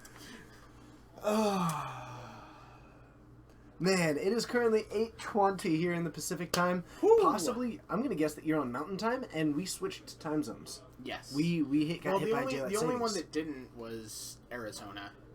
Arizona doesn't switch time zones. Oh, that's what it is. It's not all of Mountain Time. Yeah, they don't pay attention to daylight savings time. And my theory is because everyone that retires moves to either Florida or Arizona, so all the retired people in Arizona don't want to get up and change their clocks. Because they're in a different... Because they wanted to move to a different time zone. That was a long log for a terrible drink of water. But so sweet.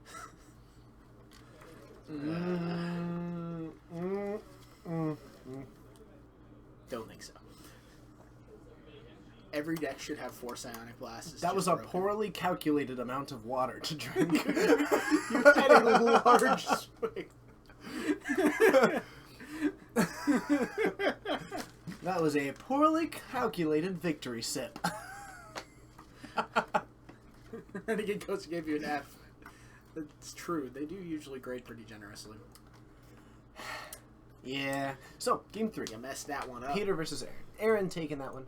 Peter on the play feels rough in a deck that is loaded up on Inquisitions and Thoughtseize. I think I'd rather play Pyroclasm, but... Sure. I don't want to move to a place where I change clocks. But I won't. Right? I mean... Right? That's fair. That's fair. That's super fair. Honestly, I went way out of my way to actually change my clocks this year. Normally, I just immediately assume that I just change my mentality for everything. But then it gets weird because any I have to know geometry. What a great quote. I forget what it was for. I think it was because you meant to say algebra. You shouted geometry. No, we were talking about images and triangles and stuff. It was just geometry because I wanted to. Huh. Magus. Oh, you're bringing in the blue-white polymorph? Nice. Noise. Say noise. Say it. Say noise. Everybody in chat, say noise for me. Don't do it. Bryce- Don't do it. Bryce is being a Don't Buzz do Killington. That's my job. Buzz Kilroy. You've been out places with me. I'm the worst. I'm zero fun. Noise. Yeah. Noise. Stop it. Thank you, UFO. Thank you, Terror. Don't do it. I Stop like that. these people. You're all the best. Bacon. It's a bold move, shiny things, but I like where you're headed. Alright, so we're heading into game 3. Bacon out of left field. Here it comes. It's not. Alright, Inquisition on turn 1 for Peter. Looking at Spellskite, Gitaxian Probe, Serum Visions, 3 lands. Can take Skite. Interesting that you're taking Skite. How much removal is in Peter's hand if you're taking Skite? Probably a decent All of bit. it? Because it's certainly not a Kolaghan's command. Actually, it might be a Kolaghan's command, now that I think about it. It's true. I'd just go for the discard if I had it. Goatbots is buying them for $378? Jeez. I don't even play MTGO. Sell your treasure chest to Goatbots. I don't even play MTGO when I know that that's a pretty good price. So, Gitaxian Probe coming on down. We're going to take a look at a Tarmogoyf, a Bolt, a Kitchen Finks, and 2 lands. Kitchen Finks can't be cast with the lands Peter has. No, but this is a pretty solid hand. Yeah, definitely good. Thrun did not win Peter the last game, UFO. In fact, Vendilion Click won the game for Aaron. Yes. Because Click is better than Thrun. That's just a fact. Sure. Sure. It's a fact. Alright, so Tarmogoyf is going to come down. Aaron doesn't have a whole lot to say about that one, but it's Look not at that too large. Tarmogoyf. I think it's, what, a 2-3? Is that right? Sorcery land, yep, 2-3. What's the Q to start an MTG? Gilderbairn is what I'm going to go with. I like that one. How is that a... Oh, there's an artifact and a creature. Oh, because the Spellskite. You're right. That would be a good There's no reason to land. I take thought that was a Tarmogoyf. land. My bad. Yep. Harmless Offering is up there. That's a true one. No, actually, it was cast. Okay. Alright, Delver. Looks okay. Aaron being fairly secretive with his hand right now. So you pass it back with this. Are you looking at maybe like an end step Vapor Snake? Inquisition. Looks like it may not be end step. Fairy Conclave. Fairy Conclave, Probe, Snapcaster Mage. Ooh, that's actually a tough one. Vendilion Click is very good against Peter. But Snapcaster Mage gives all sorts of value. But there isn't anything worth it in the graveyard right now. I'd probably take the click. What's he gonna... Like, flashing back to cast Taxing Probe is just bad. It's like the worst possible Snapcaster Mage. And sure, he gets to hold it in his hand for a while. But if this means that, like, if I take the click and I'm gonna be bashing in with 3/4s, I'm okay with it. There's 2 Lantern decks? Sweet. We might actually get Lantern... You know what? Let's do it. No. Yeah? No. Yeah? No.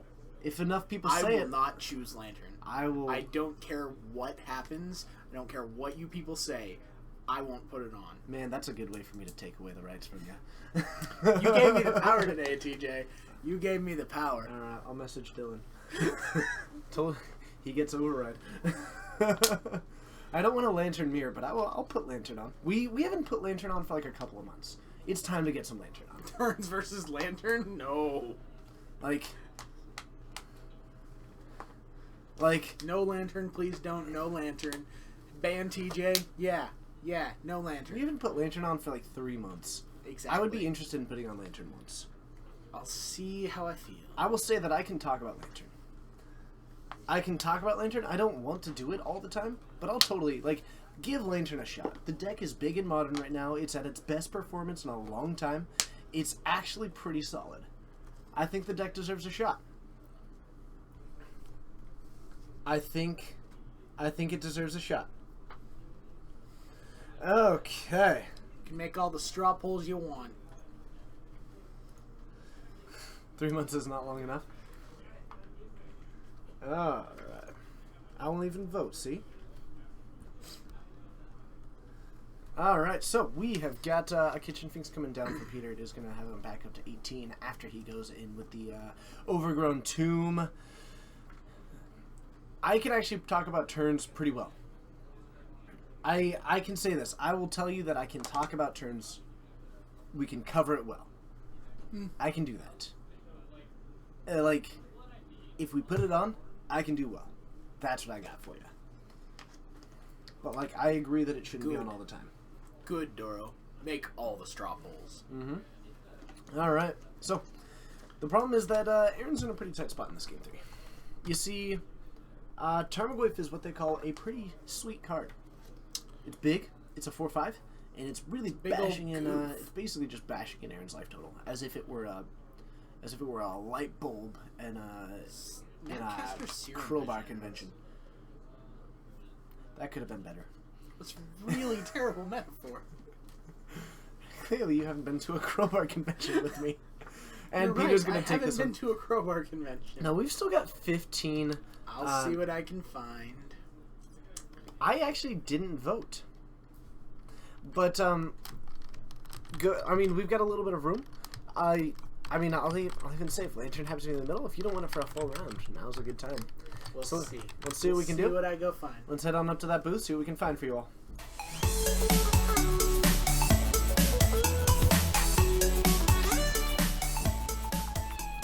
And a generous C+ for my light bulb and a crowbar convention.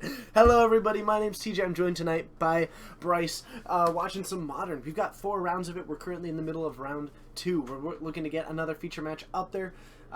thank you so much for your support and just joining us and having a good time. If you do want to, be sure to hit that follow button if you haven't yet, and join us 4 times a week. We've got Standard on Mondays, Modern on Wednesdays and Saturdays, and Legacy on Fridays. That is a lot of content of live Magic, and I think it's worth hitting that follow button and joining us more in the future. But if you also do want to, you have the means and inclination. We are currently, and I cannot stress how like incredible this is from all of you. We have had the sub button for a grand total of 2 weeks as of today. And we didn't stream for one of those weekends. And you glorious people, you amazing Fortnites, you supportive people, you great friends of Geek Fortress and myself and my co-hosts and these players and each other have given us 98 subs, 2 away from crossing into the hundreds. That is just incredible. Thank you, everybody. It is so phenomenal having you all as a part of this experience, and I can't wait to see where we go together. So thank you to the people who have hit sub today. Thank you for people who have hit that sub later. Thank you to the people who haven't hit sub but just watch and hit that follow button and join us for these streams. It's something that means the world to me. Like, this is just... It's so interesting how my perception of myself has just changed. Like, we've been doing this for just over a year. And this is just what I do. This is just what I do now. And I love it. I love it. I just do. Is there a wheel of prizes? We're working on... Man... we're working on getting to, we're still working on the celebration. I've been moving for the last couple of weeks. We've been working on some other stuff. Like, life happened, so we weren't able to celebrate. But we will be doing it. Chef Johnny, it was great seeing you in Dallas. I hope that you had a fun time. I hope that you had a good time. The past year has flown by so awesome. But thank you to everybody who is a part of that sub. Thank you to everybody who's just a part of the stream. And Chef Johnny, it was an absolute pleasure to meet you. And like, my favorite memories for Dallas are just getting to meet people. 20 questions. So I worry about doing 20 questions right now because we're actively trying to get another match up there. But the best syrup-filled gummies ever. That's a gusher, much like fried okra, nature's gusher. Is the CMC... Alright, so I'm not going to do the full listing thing. We're going to fire through it. Let's play 20 questions. I'll just keep repeating it. Alright. Cloud Thresher is the card that I just said, which is the one that I was thinking of. Let's... I'm the worst! I'm the worst! I'm the worst! Oh, man. Let's go ahead.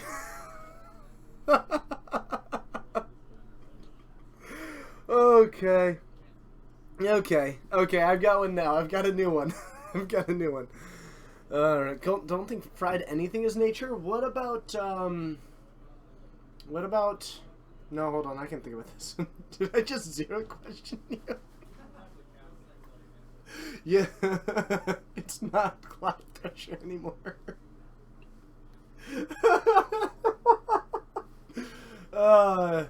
Man. Whew. Renegade Coaster, I highly recommend it.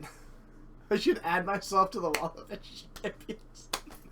No, but seriously, like, this is just what I do now, and I love it. I look forward to this hugely. It's something that's like, I'm actively trying to get to a point to where I can start streaming from my new home, because I just love interacting with all of you. It's huge, it's amazing, and it's something that I just don't want to stop.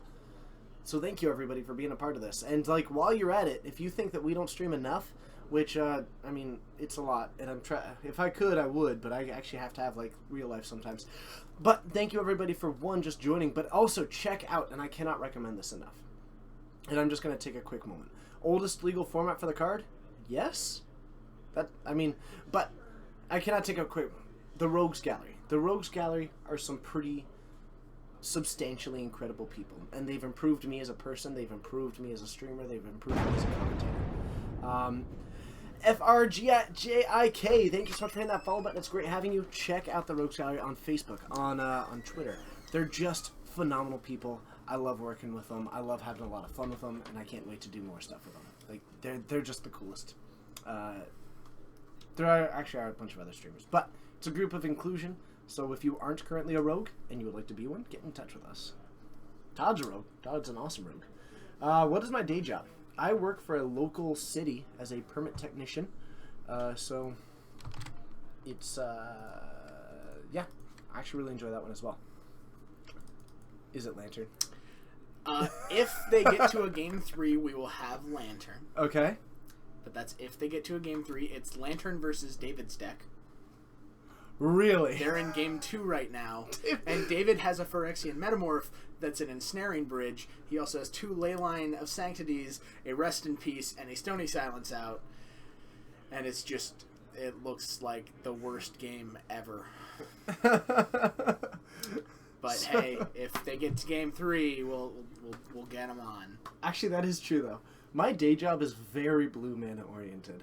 It is blue white. Like actually, it's You like literally work for the government. I have a blue white job. What is David's deck? I call it the Macho Man. It plays Cream of the Crop. Nobody does it better. It's awesome.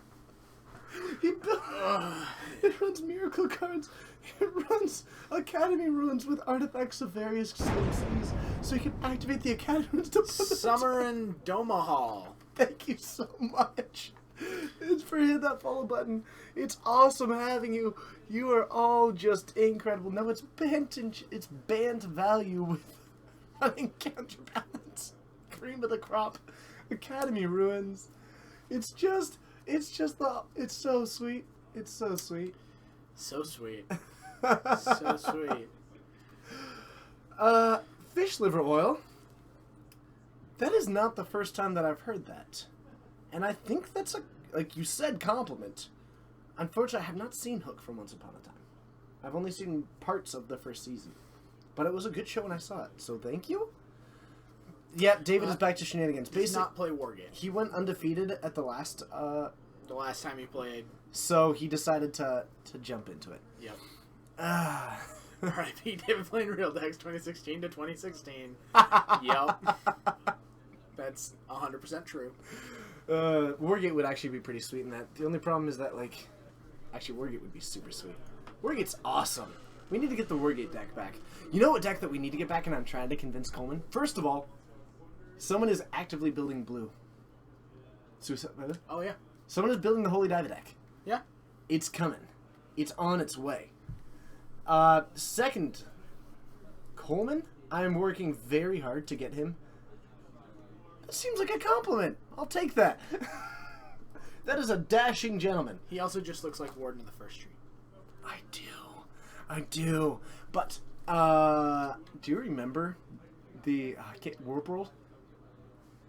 I do remember The Warp World deck of Coleman? Of course. The Go Infinite with Warp World's deck? I remember it. That deck is hilarious. the hotness. Also, super hilarious. Also, I'm trying to convince... I'm not sure how many of you watched Z-Magic 94. Last night, he was streaming possibly the coolest deck that I've ever seen. Paradoxical Outcome. Boy. No, like, this was a comment... It was Jeskai Ascendancy Paradoxical Outcome. Where you, Yeah. It was, like... It was a 0-drop, like, think Cheerios meets Jeskai Ascendancy, running Paradoxical Outcome. He, like, slammed into a turn 3 win against someone. Like... The deck is actually super sweet, and like I'm really trying to convince someone to play that deck because it is awesome on paper. But you get to go into like near infinite loots, draw your entire deck. It runs a Gifts Ungiven for Elish Norn package in the board. I mean, that's what Ascendancy was doing towards the end of its time anyway, so why not? But... You, like, I will say if you have the time, go back and watch Z-Magic 94's VOD from last night. If not, just check him out next time that I, like, tweet out that he's streaming or something like that. He is, like, the deck is sweet. The deck is legitimately worth looking at. Do I have a list for that deck? I do not have a list for it, unfortunately. Maybe Z-Magic does. Check him out. He's one of the rogues. Z-Magic, at Z-Magic94 on Twitter or on Twitch. He is a member of the Rogues Gallery. I'm actually pretty excited. We've got an announcement coming up. Yeah. He's playing it now? Oh, well, go later. Yeah. Don't leave us. Multi-Twitch. Or, yeah, watch two things. Be twitching on your computer and on your phone. Man, I shouldn't have sold it so Twitching hard all over right the now of all place. times. No, but actually, pay attention. We've got actually a pretty cool announcement of.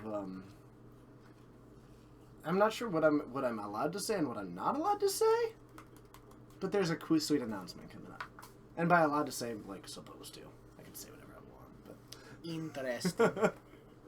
but it's actually I'm super duper excited about it. Mythic Madness, it's great having you. Duper. You win. Joe's great quote. This is about someone had lost all their lands, I think. It was like, we're into a race. Yeah, but you can win if you have feet.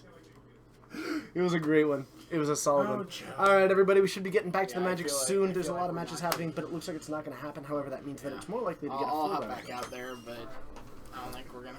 It's get okay. it. We'll try and get. We will do our best. We will try and get it. If it shows up and it's an interesting matchup, we are open to the idea of getting Lantern Control on, because I mean, realistically, I'm like the Flava Flav of Magic, the Flava text. Oh man, that must have been a terrible one.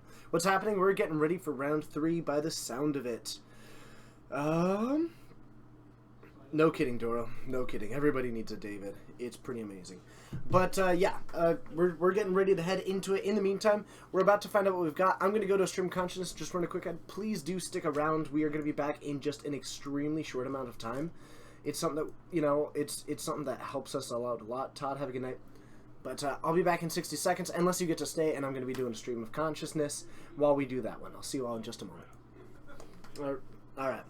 I was going to make sure that I hit that button. So, hello everybody, it's great having you. I'm going to try and get Lantern. Bryce seems to not be too into the Lantern thing, but I'm totally... I mean, like once, I know that it's not the most fun thing to watch, but it's kind of awesome to watch. Plus, that deck is like a work of art. It is beautiful the way that it functions. Doro trying to stream, I'm trying to stream. I need to upgrade my internet, but I actually have like fast, high-speed internet for like the first time ever. So that's really, really exciting. And, ooh, I think I hear Mason out there. Hi, Mason. He can't hear me. Anyway, man, the Stream of Consciousness stuff. Let me know if I should do this or something else, by the way. But, I'm trying to think of, like, things to do to where, like, during the commercial, maybe you should hit subs. You can, like, join in on the other things. So, like, Stream of Consciousness is kind of big, right? And that's kind of fun. But also, there's just other things. So if you've got suggestions of what I should do, maybe I should just dance the whole time. Maybe I should just do some other stuff. You never know. And apparently we're at 250 viewers, and here I am just blithered. Oh, and welcome back, everybody. Thank you so much for going through that. That ad is incredible having you back. My name's TJ. Bryce is out there finding us a match right now. We are working to... Dutch, I will tell you this. I promise that if it's on, I will do my absolute darndest to both talk about it well and make it an interesting, entertaining experience for you. But thank you to everybody who's joining. If you are brand new to the stream, let's say in the most recent week. You know what? 2 weeks. If you are new to the stream in the most recent 2 weeks, since we got partnership, let me know in the chat. Whether you've told me before, whether you've already subbed, whether you've already followed, whether you've not talked at all, toss it in there.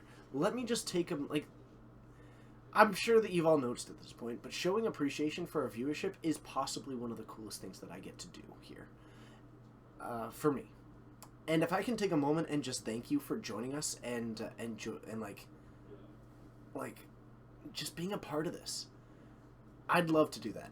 And you know what? If it's not 2 weeks and you've been here a long time and you've just never jumped into that chat and you want a hi, or if you just want one anyway, toss it in there. Hoon, thank you. Tevin, it's great having you. Dutch, thank you for believing. Shade of Hades, it 100% counts. I hope that your moving experience went really well. I'm still finishing up some of the stuff from mine. Fish, liver, oil? No. Thank you. It's honestly great having you. Just you'd watch Lantern get slam dunked by Burn. That does sound pretty fun. So we should be jumping into the next round pretty shortly. Bryce is out there currently working on it. Seraphir, it's good seeing you. Thank you so much. Some random, thank you so much for joining. You're new to Geek Fortress tonight. Don't have to thank you. Oh, sorry. But thank you. Honestly, it is great. It is great having you here. And we are working on a lot of stuff. It's been hard for us to get a lot of things going online. My moving admittedly put a pretty big time pressure on me to be able to work on outside projects, but we are going back into it. We have got some ideas, and they are going to be awesome. Still need to buy a TV cabinet, then put all the rubbish aside and do a bunch of shopping. Yeah, I have no idea what that means, actually. I have no idea what that even... What's an ASMR vid? I'm sorry. Maybe if I should know that, I don't, and I apologize for that, but let me know. What's the best deck in Modern right now? There is no best deck in Modern right now. But, let's say... What Infect is really, really well positioned right now? I think that, like, if I were going to a tournament... Because, like... The numbers change so much dependent on, like, a given weekday, event, location, and also just based on, like, what you know best. Like, Sun and Moon looks really solid right now. You could also play, like... Honestly, Living End might be I don't want to say it's the best, but Living End might be underrated at the moment because of the amount of Grafdigger's cages that are out. It's an audio... What do you know what an ASMR vid is? I don't really know what that is. Nope.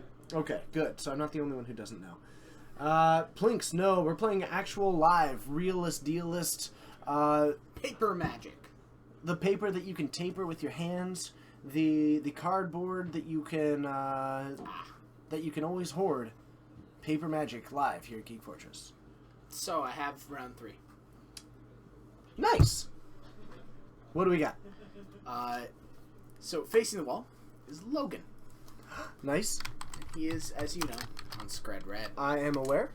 He is playing against Dylan. Dylan Folk. Nice. Mm-hmm. I was gonna get Coleman, but he's playing against Lantern, and he refused to play on camera against Lantern.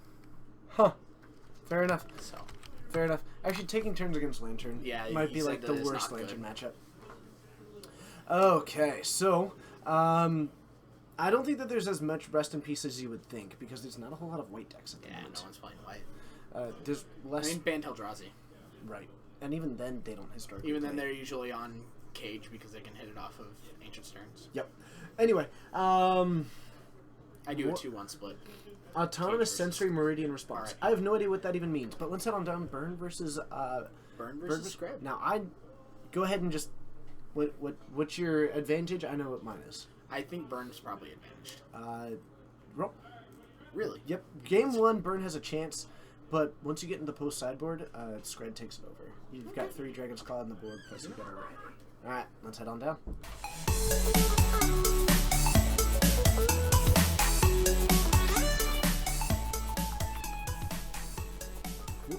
But it's actually not too bad for Dylan in the game 1, though Blood Moon does a good amount. This is Boros Burn, however. It's actually, these are both my decks. Mm-hmm. I know the full 75 for each of these. But Burn is like decently well positioned in this game 1, but I think for the full game overall, I'm going to give it to Skred. Goblin Guy drawing him a card. Blood Moon is solid overall. Yeah. Things like Lightning Bolt, Skred, Anger the Gods, all very good against this deck. Koth is not bad. Piankir Nalar is solid against this. Okay. Eternal Scourge is surprisingly relevant just because it'll forever block. And then you go into the fact that obviously it's a one of. And mine's. But I can change that. What are we changing? Oh, a timer. Yeah. No, the desktop.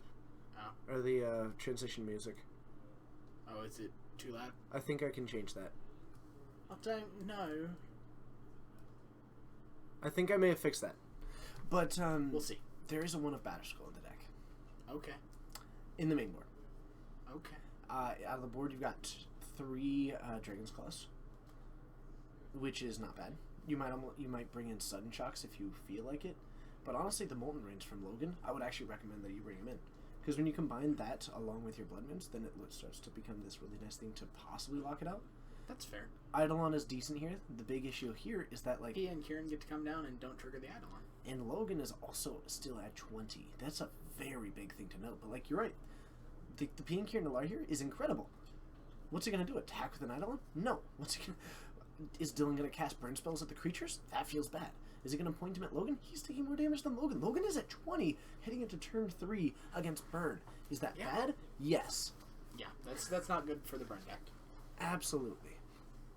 Absolutely. And I mean, Dylan has had a fairly good burn start. He went Goblin Guide into Eidolon. No, incredible burn start. So, like, that's definitely a good burn start. Logan was just on the play, was able to bolt the Goblin Guide, ramp into a PN Kieran, and it's not looking good for Dylan. I really like that people know my playstyle, even though I've only been on camera a total of like 4 times. Double block with the Thopters instead of just... I actually may have just let that hit me for 2. And then started bashing back at 4 for 4. I might have blocked with PN Kieran. I think I like diversifying your threats with the 2 Thopters. It gives you the nice out to where if you draw another P and Kiernalar, so I can see that. Right, so Mindstone getting cracked. But I actually would have liked to draw his Eternal Scourge. He's got 2 of them. Oh boy. Let the games begin. But like, I would much rather have Dylan at 13 here and be at 18 personally, especially because Dylan's about to go down to 11. You know, to cast that. But part of it is that with those 2 Eternal Scourges and the Lightning Bolt in hand, maybe he's more on this game plan of like, get rid of the Eidolon for now. These Eternal Scourges are going to grind this game out. Like, if you... Dylan has cast 1 of his 7-card combo heading into turn 4. Yeah. Though he's about to get to the second one. Let's see. Lightning Helix upstairs. K-Marky, do I think that Green Red Ponza is good right now? Yes, I do. He was at 14. Who's at 15? He was at 14 from the fetch. Oh, I'm sorry. So fetch, shock, fetch, +2, 17. Yes, 17 is correct. Yep. Alright, Rift Bolt goes upstairs. Down to 14 for Logan. But, like, 14 is where I want to be. Like, these creatures in hand, not good. Dylan does have a surprising amount of burn in hand, so he's actually maybe a little bit better off than expected. Yeah. He can just Lava Spike and then keep up Skullcrack or... Koth is really good, actually.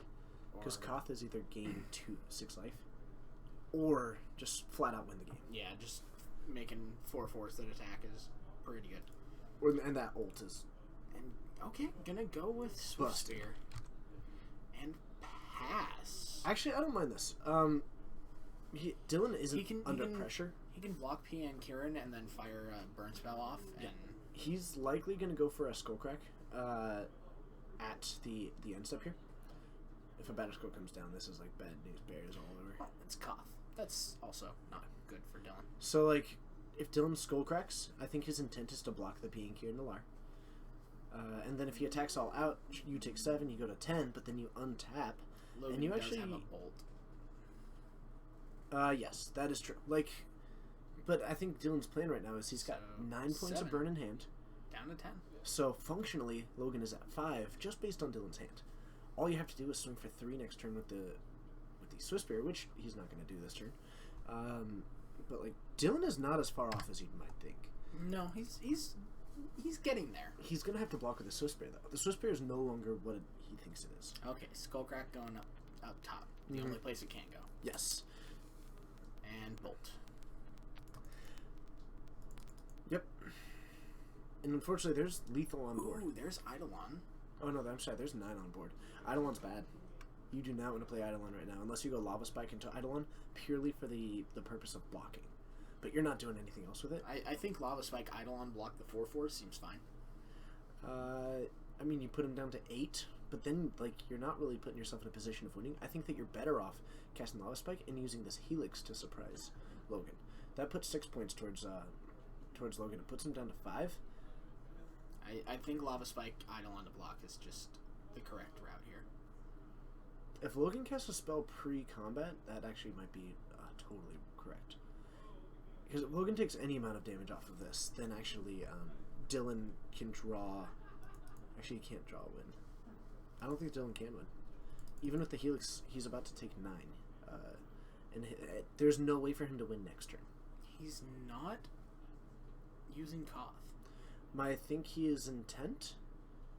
I think he is intent. Yep. Yes, it is. It's a swing for 9. TJ has the good words. Oh, you ready for this? Ready for this? Sure. You ready? Relic Sure. of Regendus. Throw it with the Pinkir Nalar. If Dylan didn't take it and assumed that he might be able to swing with the Eidolon. Yeah. How cool would that play have been? So down to 5. Unfortunately, he doesn't go for the cool play and instead takes like what is arguably the right play. Eternal Scourge. How big is our store? It depends on how you like what. Thank you, fellow Bartok. I appreciate you saying that. That deck is Ooh, Grim awesome. Lavamancer. That's not gonna do it. Nope. Dylan's not in a good spot. Dylan's just dead on board. Even if you block the 4, you're taking enough to be lethal. He's got the Helix. So yeah, he can gain 3 up to 8. But even if you block the 4, that's 3, 6, 7, 8. Anyway. Or if Logan ults a Koth. Yeah, Koth Ultimate seems fine as well. Koth Ultimate seems okay. Like Koth Ultimate's like Dece. It's like Dece plus. You point 1 damage at the Grim Lavamancer. He's going to kill the Lavamancer. Interesting. I mean, so he's just dead anyway. That is possibly the weirdest application that I could have seen. Just ult. Why? No, just ult the Koth. I mean, they're functionally the same. Yeah. It doesn't truly matter. But Logan takes game 1, and that's part of it. It's like, I think that there's this kind of... Burn relies on its creatures much more than I think people give it credit for. Like, Burn as a deck is only running the creatures because they generate more than a bolt, on average. And so it's so interesting that I'll often see people not do like a fetch shock to kill a Goblin Guide over the course of a game, in turn 1. Like, because that feels bad. You're taking 3 to not take 2. You should do it. You absolutely should do it. The entire Burn deck is built with this singular purpose, which is that... Doro, I think the store is a little bigger than a living room. It's like 2 living rooms. The entire deck is built under the idea that every card in the deck is going to deal 3 damage. Mm-hmm. You intend to see 11 cards over the course of the game. You intend to play upwards of 4 lands. If, like in this deck, it's a little bit more tuned to be 3, but you gotta expect what you gotta expect. You gotta expect to hit your land drops. And this is a different Dylan. This is not the Store Owner UFO. And then, like, every card needs to deal 3. Every single time that you reduce the damage of one of these cards and you reduce its effectiveness, it hurts the Burn deck much more than you think. Especially when you go into Naya, which is running things like a Turkish Command. Mm-hmm. Especially when you go into the idea that if they drop down an Eidolon, they can rely on these creatures significantly more. Especially when you consider that, like, their Searing Blazes are much better when it enables them to get in 2, so you can't rely on those blockers as much. Like, killing creatures is important. You just gotta do it. And I think Logan did the exact right thing of, like, firing off these burn spells, not thinking that he could draw some extra lands off of it, and, like, it doesn't cost him anything. So, and he's also a little bit more aware of how this matchup plays out, because we've played a decent amount. 2 Pirate Spell Bombs, 3 Dragon's Claws coming in. It's a decent... Pirate Spell Bomb, be able to take out Core Firewalker. Yep. And I actually really like that Logan is being aware of that. Lucas D2 SC2. Thank you so much for hitting that follow button. It's great having you. You are Rockstar LT5000. It's good to see you. It's been a long time. How is your adventure into Magic going? You've probably been playing for like... Oh my goodness. We've been streaming for over a year, so have you been playing for like 7 months? Sheesh. Oh my goodness. Oh my goodness. It's how it goes sometimes, right? I just really... Like, is this how it is to like... Oh, man. You're getting old, TJ. You're getting old. This stream is getting old. Okay. But, I really like that Logan is showing an awareness of the fact that this Core Firewalker is going to be coming in. And when I first evaluated the matchup, I probably undervalued the Core Firewalker. I think that's going to be impactful. Mm-hmm. But I think I think I was still thinking that Blood Moon cuts that off fairly well. And that's true. Realistically, I think that's also an argument that Logan could have brought in the Molten Rinse, actually as an extra insurance policy. I think that I'm not as enthused. Like, I would take out the 3 Stormbreath Dragons. They're not nearly as relevant in this matchup. Stormbreath doesn't seem great. They're worse than the Batterskull, at least. I might actually pull out one of my Koths. I would probably take out all 4 Relics. They're not that good in this matchup. Yeah. I mean, I might keep, like, 2 just because the gotchas with the Grim Lavamancer, but I don't even expect Grim Lavamancer to stay in. Cal, it's good to see you. Good to see ya. You made a fine choice with Infect. Infect fine choice indeed. Infect is a brilliant one. Spammy V, brutal. But hello to everybody, it's great to have you. Remember, you can hit that follow button, and of course, if you have the means and the inclination, you can hit that sub button. We are currently at 98. We're 2 away from getting 100. and being able to get 2 more emotes. Yeah, which means we're up at 8, and we've only figured out 4 so far anyway. Have a good night, Troy. Renegade Coaster, you were correct in almost every single application. I wouldn't be surprised if 2 of them came out for the... Like, those might be the first 4 cards that I pull. And that's all that he needed. I probably could have very easily justified in my mind pulling the 3 Stormbreath Dragons for Molten Rains. Yeah. The only argument apart from that is, like... And actually, I very much doubt that Dylan brought in Path to Exile. You just don't want it here. Yeah, it doesn't seem great. The Noble Purchase was a Christmas present to yourself? Well, excellent. There is a Stormbreath Dragon in Logan's opening hand. So yeah, I think he just took out the relics. As well as a Dragon Claw. Likely why he... That's... Is that 2 Stormbreath Dragons? 2 lands, Skred, Stormbreath Dragon, Dragon's Claw, Eternal Scourge. That I second to last card. I don't think it's second Stormbreath Dragon. Either way, that hand is... Oh, is that an Anger? It might be an Anger. This hand is built to annihilate. This hand's real good. He's sending it back. Because he had, I think, what? 1 He land? had 2 lands. 2 land? He had 2 lands. Risky. Maybe we missed what one of those cards was. It didn't have a bolt to deal with like a turn 1 Goblin Guide because Skred can't do that on the draw. True. On the draw, that's absolutely true. Was Giftron ever tier 1? No, it was not. It was played for a little bit when Sword of the Meek was unbanned. There was a lot of people playing it online. It was never like a tiered, but it got a lot of publicity. Yep. I feel like 2 lands and a claw is a snap keep. I actually can understand, because Logan wasn't able to cast anything else in that hand, and keeping a... Well, this has Pirate Spellbomb, Skred, Koth, 3 lands. I would keep that. Turn 1 Spellbomb, able to kill anything. Yeah, it's definitely fair. Cal, this is Bryce. He's actually one of our oldest casters. Wow, just because I'm older than you? Sorry, more experienced.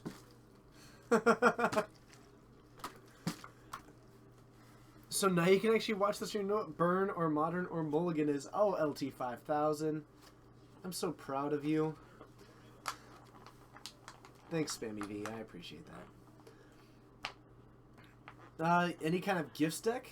I mean, have you seen Z Magic 94's deck? Dylan on a mold of 5 at this point.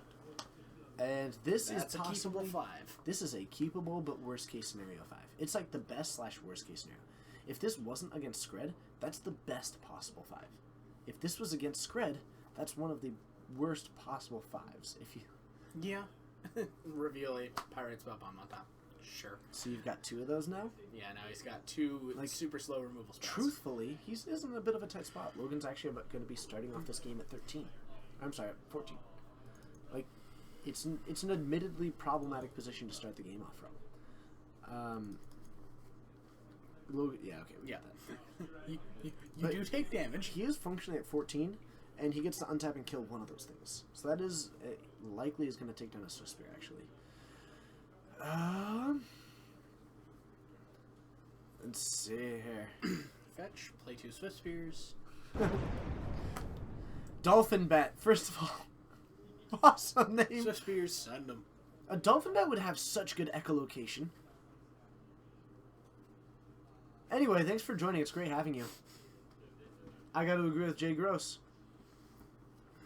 Both of their echolocation is already good. Why do you... I don't understand. Because you'd be able to hear things undersea from the air. That's not how that works. If a Dolphin Bat can work, that can work. I guess you're not completely wrong. So we've got a Skred, right? Mm-hmm. So here's, I think Logan just made a misplay. Yeah, he missed turn back. I think he should have fired off one of these off at the Monastery Swiss Spear. Because this look, a Blood Moon. God, that's so good. Like, unfortunately, he's like... Dylan should 100% fire off a Boros Charm for your face.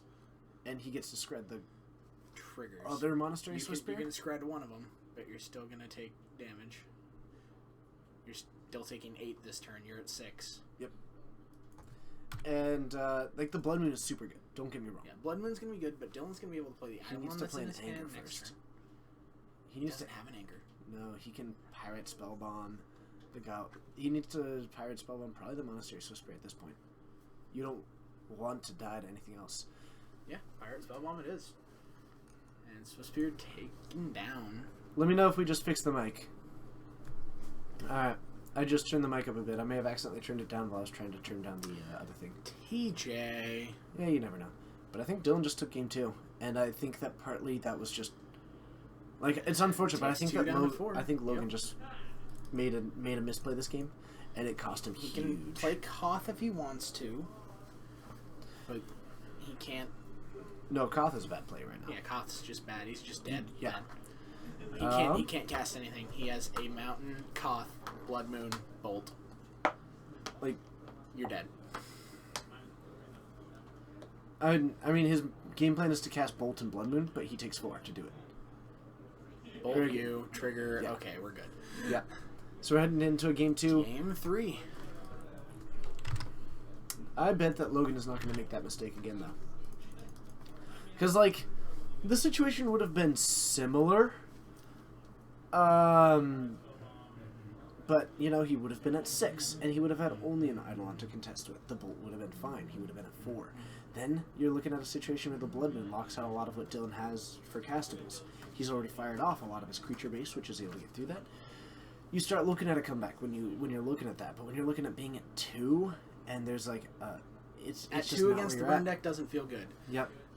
I did live at 1 life against burn at the GP for 5 turns. And I won that game. No doubt. I believe you. My opponent was extremely unlucky and drew a bunch of lands. But I did it. I mean, that's Okay, the game. To be fair, I was at 1 against burn and he had 2 Eidolons. And I still won that game. Become Immense is quite a card. It is. I cast 2 of them. Okay.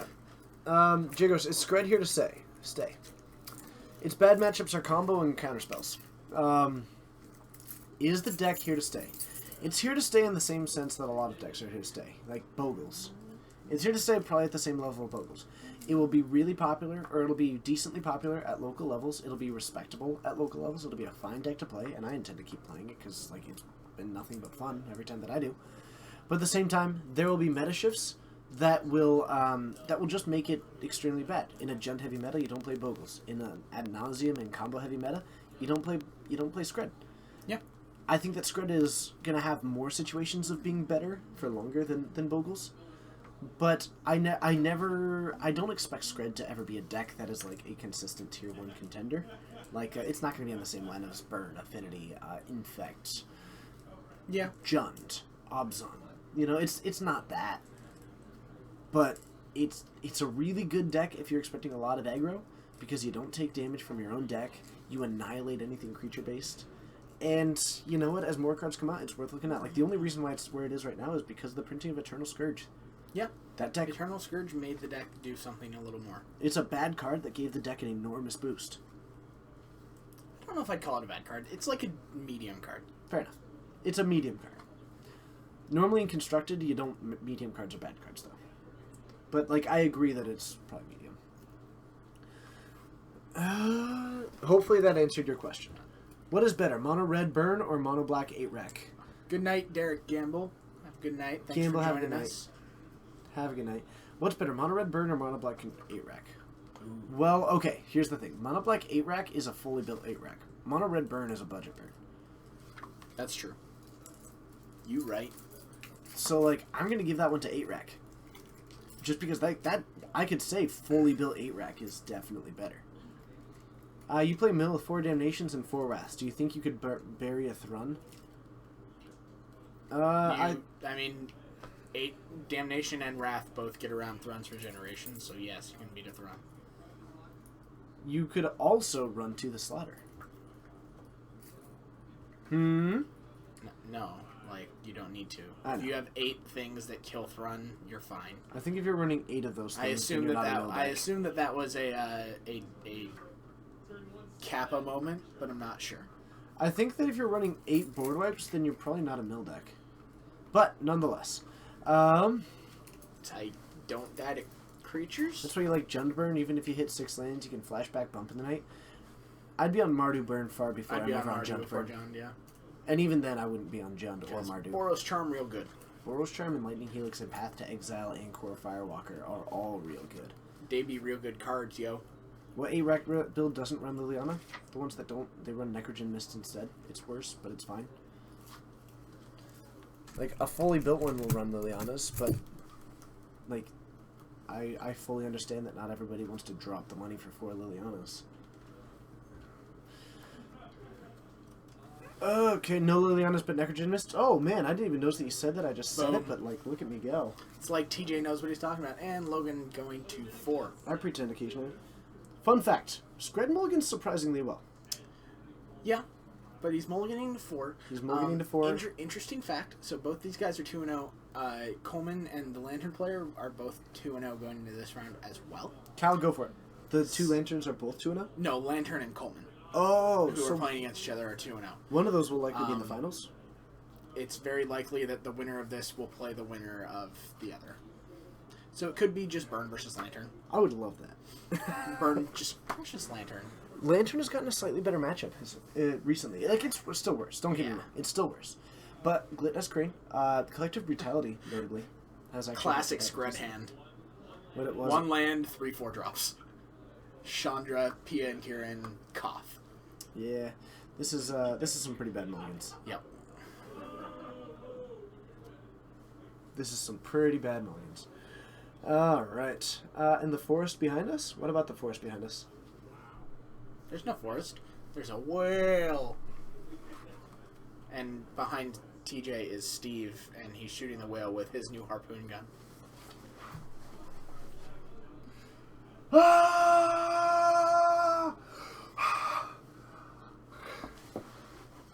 How was that? Nice. But Steve is the guy who shoots things. It all started with the octopus token. It all started with the 1 year ago? It all started with the octopus token. I guess 2 years ago. Alright. No. Battle for Zendikar was a year ago. What's his 4th card? This is not a bad 3, all things considered. It's not. Unfortunately, Hit it with your crossbow, Steve! And, like, Dylan's hand isn't perfect. Like, obviously Dylan Logan's at a pretty distinct disadvantage when you're at 4 cards. That's fine. I get Another Mind Stone. That's even fine, actually. Why do I change it? Helix. Because we like to change things. It's fun to change things. Yeah, change is good. Change is powerful. What do you think you're changing it to? Nothing right now. I just want to see what my options are. We're actually working on getting something where we can do any card anytime, though. Nice. Yeah. Another creature is actually pretty bad news for Logan. I think Logan's hand is another Mind Stone. Is it? Mm-hmm. I would love that. I think you Goblin Guide. You're in a position of safety. Hey, look. An Eternal Scourge. You can start beating him in combat. Oh no, his hand is a Batter Skull. No way. Yeah, it's a Batter Skull. Does Logan crush this game by accident? Well, he's at 12. He's at 12? But, man, Dylan's hand's just real bad. But he's going to kill the Goblin Guide or the Grim Lavamancer, or Dylan points a creature at one of these. And all it takes is, like... It's spell or ability, right? Spell or ability. Okay, so he can point the Grim Lavamancer ability at it. Card. Like, he would have to fire off this fetch. But yes. Yeah, he just cracks fetch. Absolutely. Fire off Grim Lavamancer. But that means they only hit out of the way. Oh, man. But then if the Goblin Guide attacks and draws Logan into a land... And then if he draws into... Batter Skull comes down next turn. Like Skred into Batter Skull would be... Oh, no, because he would not have enough mountains. He would have to hit land. And even then he has mines. Yeah, even then he can't do that, so... And even then, like, Dylan might still win, even if he lands the Batter Skull. 4, 5, 6, 7, But he's passing it back. Just past the turn. I think that was a Skred. No, it's a P and Kieran. No way. Yep. Oh, no, it is... I think it's P and Kieran. If it's P and Kieran... Oh, wait, is that Chandra Torch of Defiance? It could be, actually. That... If you plus that, and it survives... Oh, nope, it's a Skred. Can take out the Lavamancer. That's a very eager Skred. Well, this way, if he wants to use the Lavamancer to take out the Scourge, he gets to recast Scourge. Sure. Which is very important. And it can constrict a little bit of Dylan's mana this turn. Because I might have attacked with the Scourge first. He's going to hit him... He has every intention of blocking. He is going to block no matter what. So you attack with the Scourge. If he double blocks, you Skred. He won't. If he attacks with the Scourge, Dylan doesn't block at all, and he swings back for 7, and he's got 6 sprint, so all it takes is drawing a burn spell. I think I would have attacked with a Scourge. Because with the Skred in hand, you can kill one of the creatures. You can force this same thing that Dylan is doing right now to take out the Scourge. But that's not the mat that Dylan is looking at. Like, from Dylan's perspective, if he attacks with the Skred, he just messed up, because you've got the 2 burn spells in your hand to just draw. Yeah. Like... I don't know. Forest Charm. Down to 6. Draws a Goblin Guide. It's not bad. In fact, it's pretty good. 2 triggers. Shows a mountain. Logan's going to go Shows to a 1. bolt. He's taking 2, down to 4. Logan's going to 1. If he can float the top of Dylan's deck... He gets to go land Batterskull. If he floats the top of Dylan's deck, he actually takes this. Yeah, he has to. If he floats once, he has to get by this turn. If Dylan draws a land, just Helix him. Helix him, knock the top, and see what happens. Like that's what you have. Like you can cast. You can actually hold on to it. It doesn't actually matter. That's fair. Because like, oh man, oh my god, Logan's gonna win on a freaking mold of 3. Is this a mold of 3? This is happening. Is this a mole? No. Cough. Sure. Plus with a bolt in hand. He's got a bolt in hand. Oh my. This is... What? Attack. The mold to 3. You kept 2 lands in a Batterskull and got there. No, you don't attack with the Scourge. Don't attack with the Scourge. No. You don't do that. Don't. Block there and then Helix it. But you just he's gonna block and Helix's guide, leaving. He blocks Helix's guide, gaining 3 life. That leaves Boros Charm as an out. It leaves Boros Charm as his only out. Yeah, but Dylan can still win this. He needs Boros Charm or Smash to Smithereens would work. Logan can just Smash to Smithereens takes out the Batterskull, leaves Logan at 1. Dylan side in Smash to Smithereens? I saw him side in at least 1. Did he?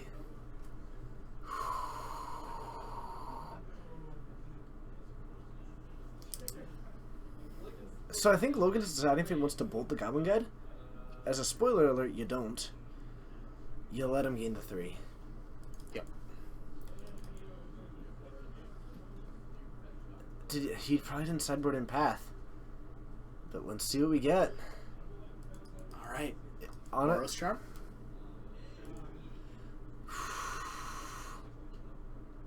No! Can't beat it. No.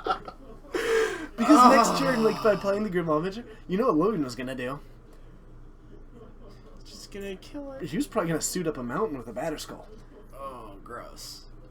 Yeah, that sounds sweet. Like, gain 8?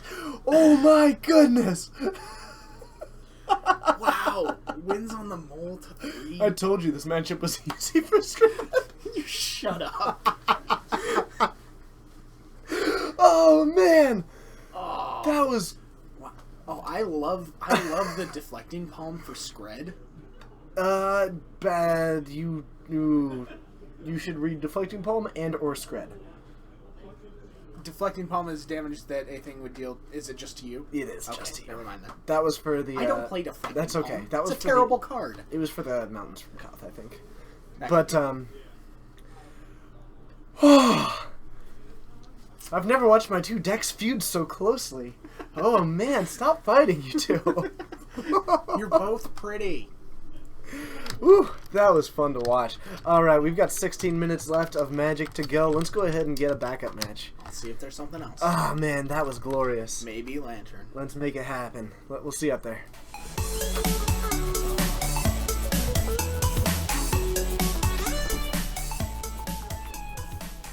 Hello and thank you for joining. My name's TJ. We're streaming out of Geek Fortress in Snohomish, Washington. We just watched Skred win on a Malta 3 against Burn. Against Burn of all things. The consistent deck of the consistency.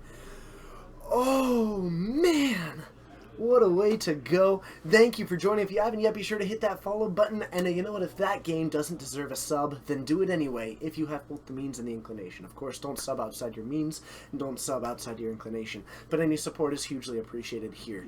But man, that was sweet. I hope you're all having a good time. We've got another 15 minutes left in this round, plus another round after that. Does it get any better? Yes, it does. We get to jump into 4 streams a week. 4 streams a week. 4 streams a week. Oh my goodness.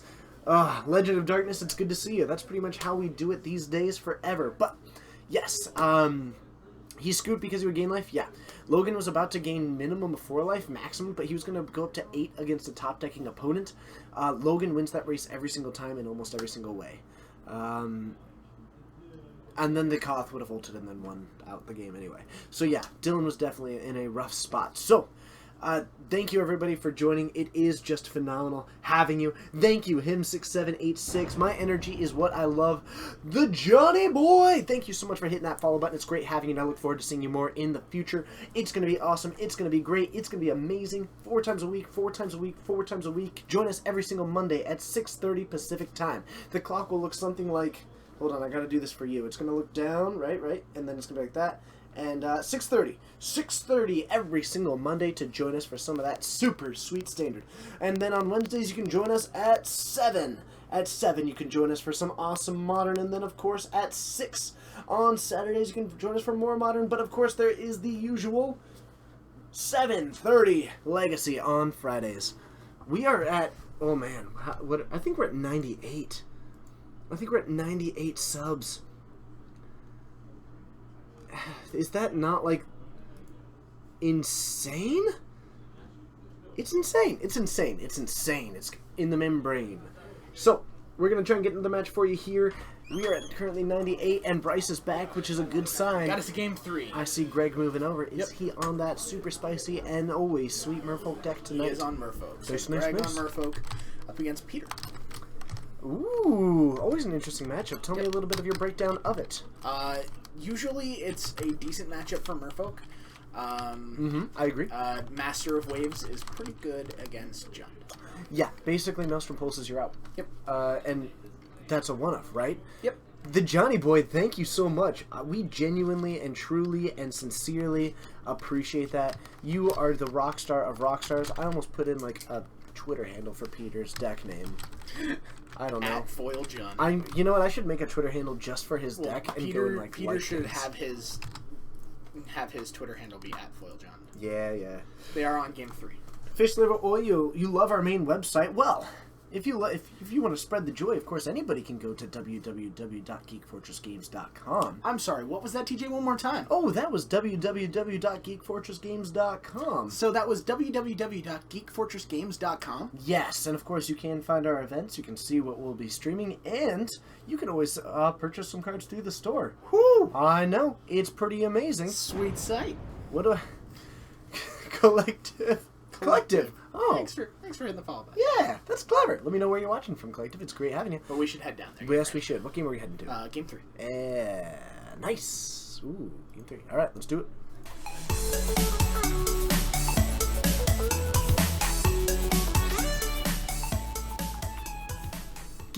Dang it. Geek Fortress, apply directly to the browser. Geek Fortress, apply directly to the browser.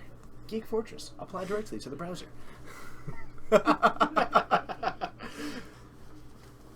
Shameless self-promotion. Funnily enough, it's not even my own self-promotion. No, we were promoting this. That's Coleman who's sitting right there. He did beat Lantern. Interesting. Interesting. Is someone bouncing? I've been energetic. That's me bad. Anyway. That's me bad. That's me bad. Level Up Incorporated! Thank you so much! Sub. You did, in fact, level up. Yes, you did. You get to join the round table of the Four Knights. Thank you so much. Let me know what your favorite dinner is and what the first magic card or magic product you purchased was. Thank you so much. It's great having you. You help support this store. It's incredible, and like we cannot thank you enough for the support that you give us. It's 99, just like all the red balloons. My goodness, can everybody type some red balloons into the chat? If I get 99, I don't want to take the time to count it, and frankly, that would be a lot of effort. So let's not do that. But let's pretend like we got 99 no matter what happens. Legend of Darkness, that's okay. You know what? Don't sub outside your means. I totally understand, and I appreciate that you're here regardless. Have the store's online sales seemed any noticeable increase from streaming? I don't believe so yet, but I'm just going to keep on talking about it. When will we have the custom emotes? That should be soon. They were submitted and are just waiting for approval. We got our prefix approved. We are now simply waiting to get. We submitted our first 4 emotes. If we get one more sub, we'll have to submit another 4. Come on, Nine Walker. What's with that? Come on. Yep. Red balloons. Look at those red balloons in the chat. Nice. A 9th edition starter kit with Sarah Angel. Nice. And the starter disc. Very nice. Sweet. Yeah, no kidding. Cal, I actually couldn't tell you. We're at 4 subs. No, 3. We're at 3 subs. 3 subs today. Thank you, everybody. That is the coolest thing. Thank you all so much. Like, to all of you. To whether I don't want to tell you the prefix yet. Yeah, we can't give it away. It's gonna be it's a good one. Like, I'm actually super happy with the I'm looking prefix that we forward got. to it. I'm looking forward to being able to use the emotes in other chats. See, and that has been my number 1 priority anytime that I evaluate them. And I think all 4 of them are usable. Mm-hmm. Like, yeah, no, I definitely agree. yeah. Cal, yes, we did. Your favorite dinner is the one Dylan buys you when you judges PPTQs? That sounds awesome. That's a great dinner. I'll tell him, you know what? I'll go talk to him. Next time, it's going to be even better. Building a Deck has joined the Fortnites. Thank you so much for hitting that follow button. I bet you are building a deck. Well, let me tell you one thing. Now, you better be building a Battle of Wits because you just gained 235 priorities. That's everybody in chat? 237, including us? I don't know. It was a really weak direction. I didn't know where I was going. That was a little weird. Yeah, I don't know. All right, mulligan to 5. Greg's going to keep Scries to the bottom. And we're off and running. Okay. Mutavault into Ether. I suppose I have to. Ether Vial. What are you doing? I just got You it. are not. No. You are not. Jeez. Alright, so we've got an Aether Vial turn 1, but the Inquisition takes the Lord of Atlantis. Pretty good card. And we're just going to bash for 2. We're going old school and saving some of these cards in hand.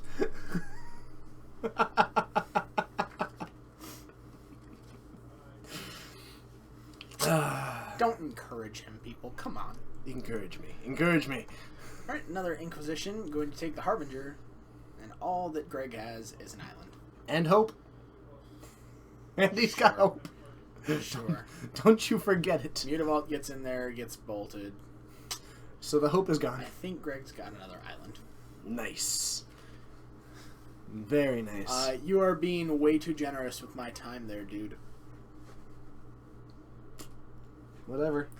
I'm the one with the wand. So. It's not a wand!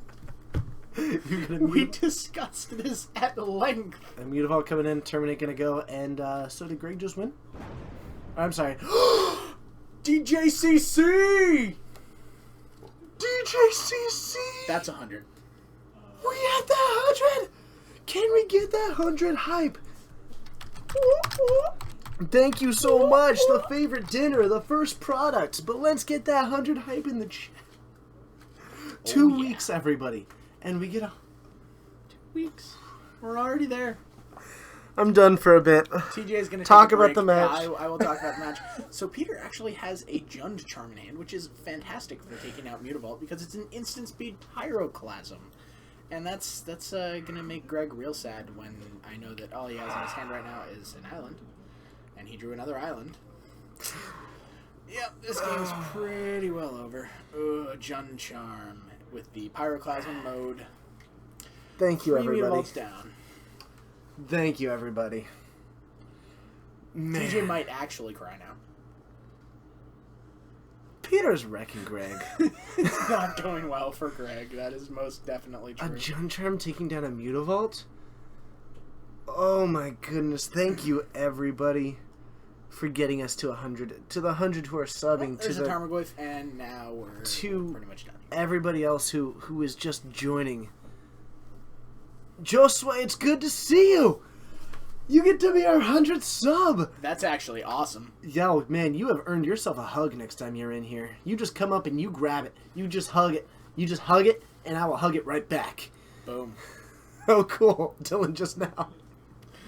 Oh, cool. Dylan's always been known for his level of emotion. Yeah, he gets way too over happy, overzealous. It's really uncomfortable sometimes how excited you are he gets. not wrong. But seriously, 100 hype? Oh my goodness. Yeah. Everybody, like, I seriously can't thank you all enough. Let's keep this train going, I guess. I mean, 101? What do you say? Who wants to be the Dalmatian sub? Who wants to be the Dalmatian sub? That's, hey. We had the balloon Dalmatian sub. We had the 100 sub. That's true. We had the balloon sub, we had the 100 sub, and now we need a Dalmatian sub. And then we get the sequel sub.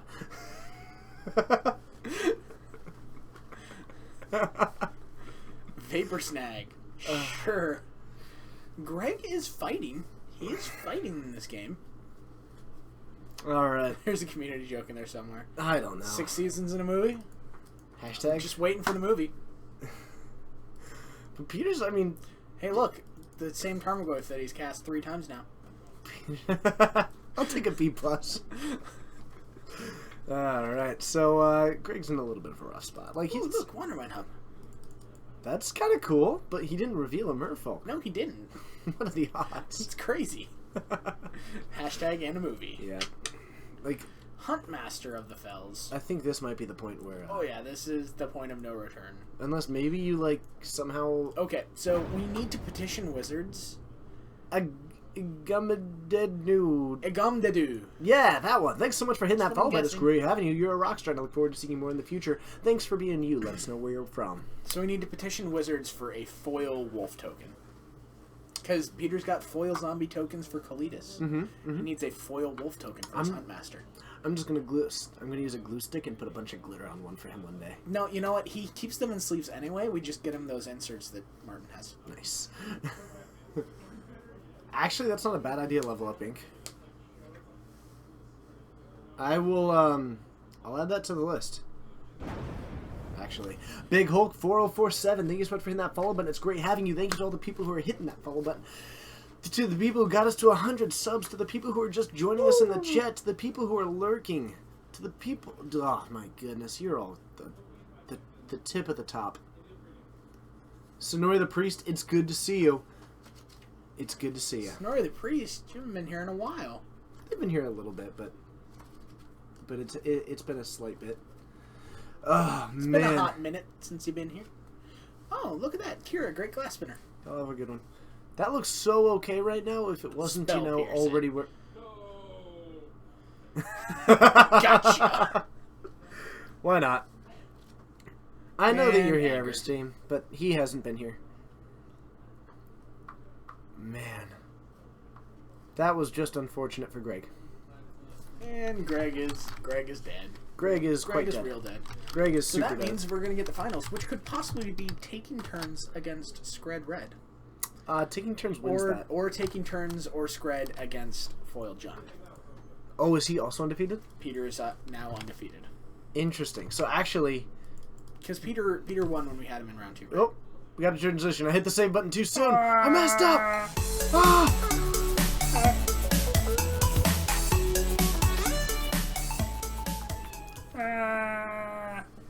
I don't know what I was hoping for there. I don't know. I was like, is he trying to hide? He's not low enough. Oh, man. You know what? I think Jun versus Turns and Jun versus Skred are both highly interesting matches. Yeah. Turns versus Skred, I have never played. But I think that taking Coleman's turns... dancing outside. Take a video of it, Coleman. Yes! Do the things. Do the things. But that's absolutely true, everybody. If you have an Amazon Prime, you can link your to your Twitch account. Seraphir is the... You're the Dalmatian You're the Dalmatian sub, sub, Vince. We're at 101. Everybody, thank you so much. We're at 101. Thank you for your support. Let me know what your favorite dinner is and what the first magic card or magic product that you purchased was. Basically, let us know. It's going to be amazing. You're a rock star, and I look forward to seeing you in here and out there more in the future. It's been a bit since we've had you in for some Modern. I look forward to seeing you come back, but I imagine that life has just gotten a little bit busy for you. I certainly understand that. But oh my goodness, golly gee willikers. Oh, look, there's Coleman, and he's just dancing. You guys can't see it, but we can. There's a dancing Coleman. He is. He reminds me a lot of how JD dances from Scrubs. I'm okay with being Zach Braff. Don't expect So it me looks to like- like Eagle or anything. Also, I'm not sure if you're aware, but that was 5 subs for the day. I heard. Hashtag bolo time! Am I going to Denver? That's a good question. Hey, Bryce, am I going to Denver? I don't. No, that's like 2 weeks from now. Oh, then no. I'm not going to be going to Denver at Level Up Inc. Unfortunately. Oh, man. So we are at 101. Next is the sequel sub. Do I need to start naming these subs? Maybe, but I'm not sure what I'm going to be able to come up with. But next is the sequel sub, and I guess maybe I'll just start naming them forever. And see how that goes, and maybe I'll stop. Cheese, Burbas, and Chocolate Shake. And 2 packs of Invasion. Nice. I can dig that. I can totally dig that. I like that one. Hopefully Invasion. Invasion was an okay set. I liked that one. His hand even looked like JD's hand. It was a very close to one. But seriously, thank you everybody.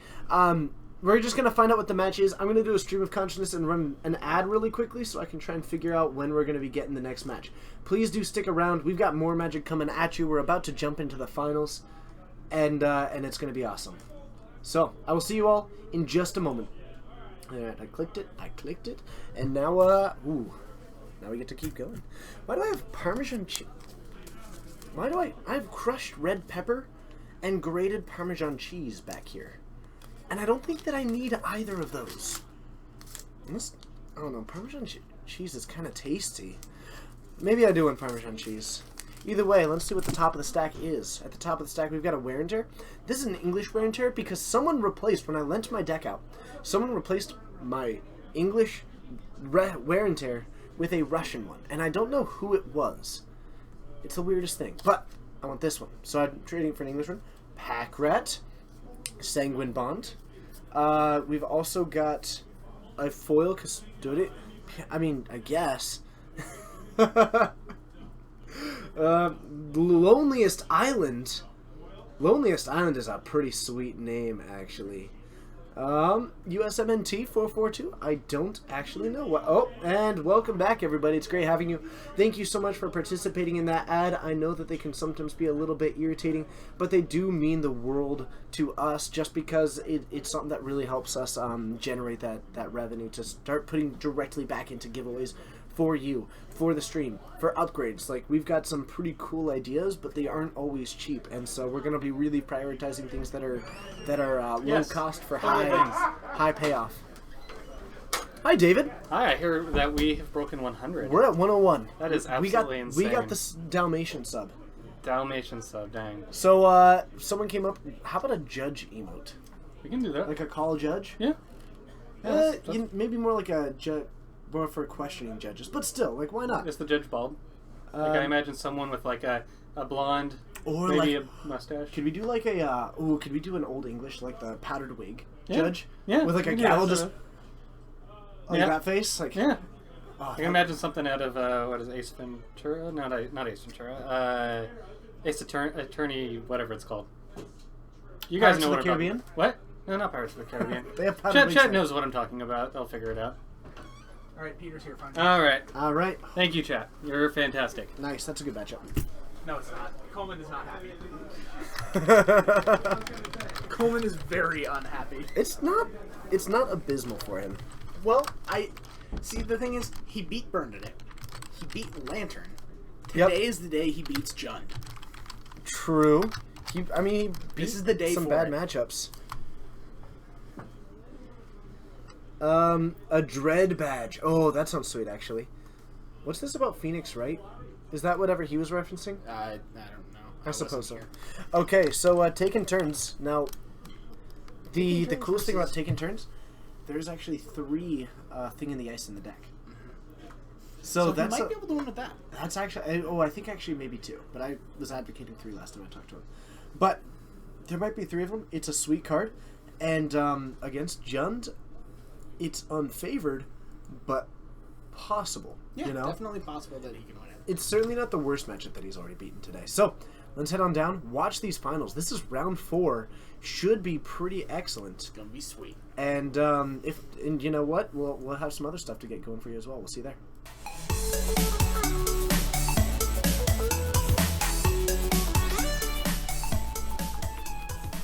Man, this is my jam.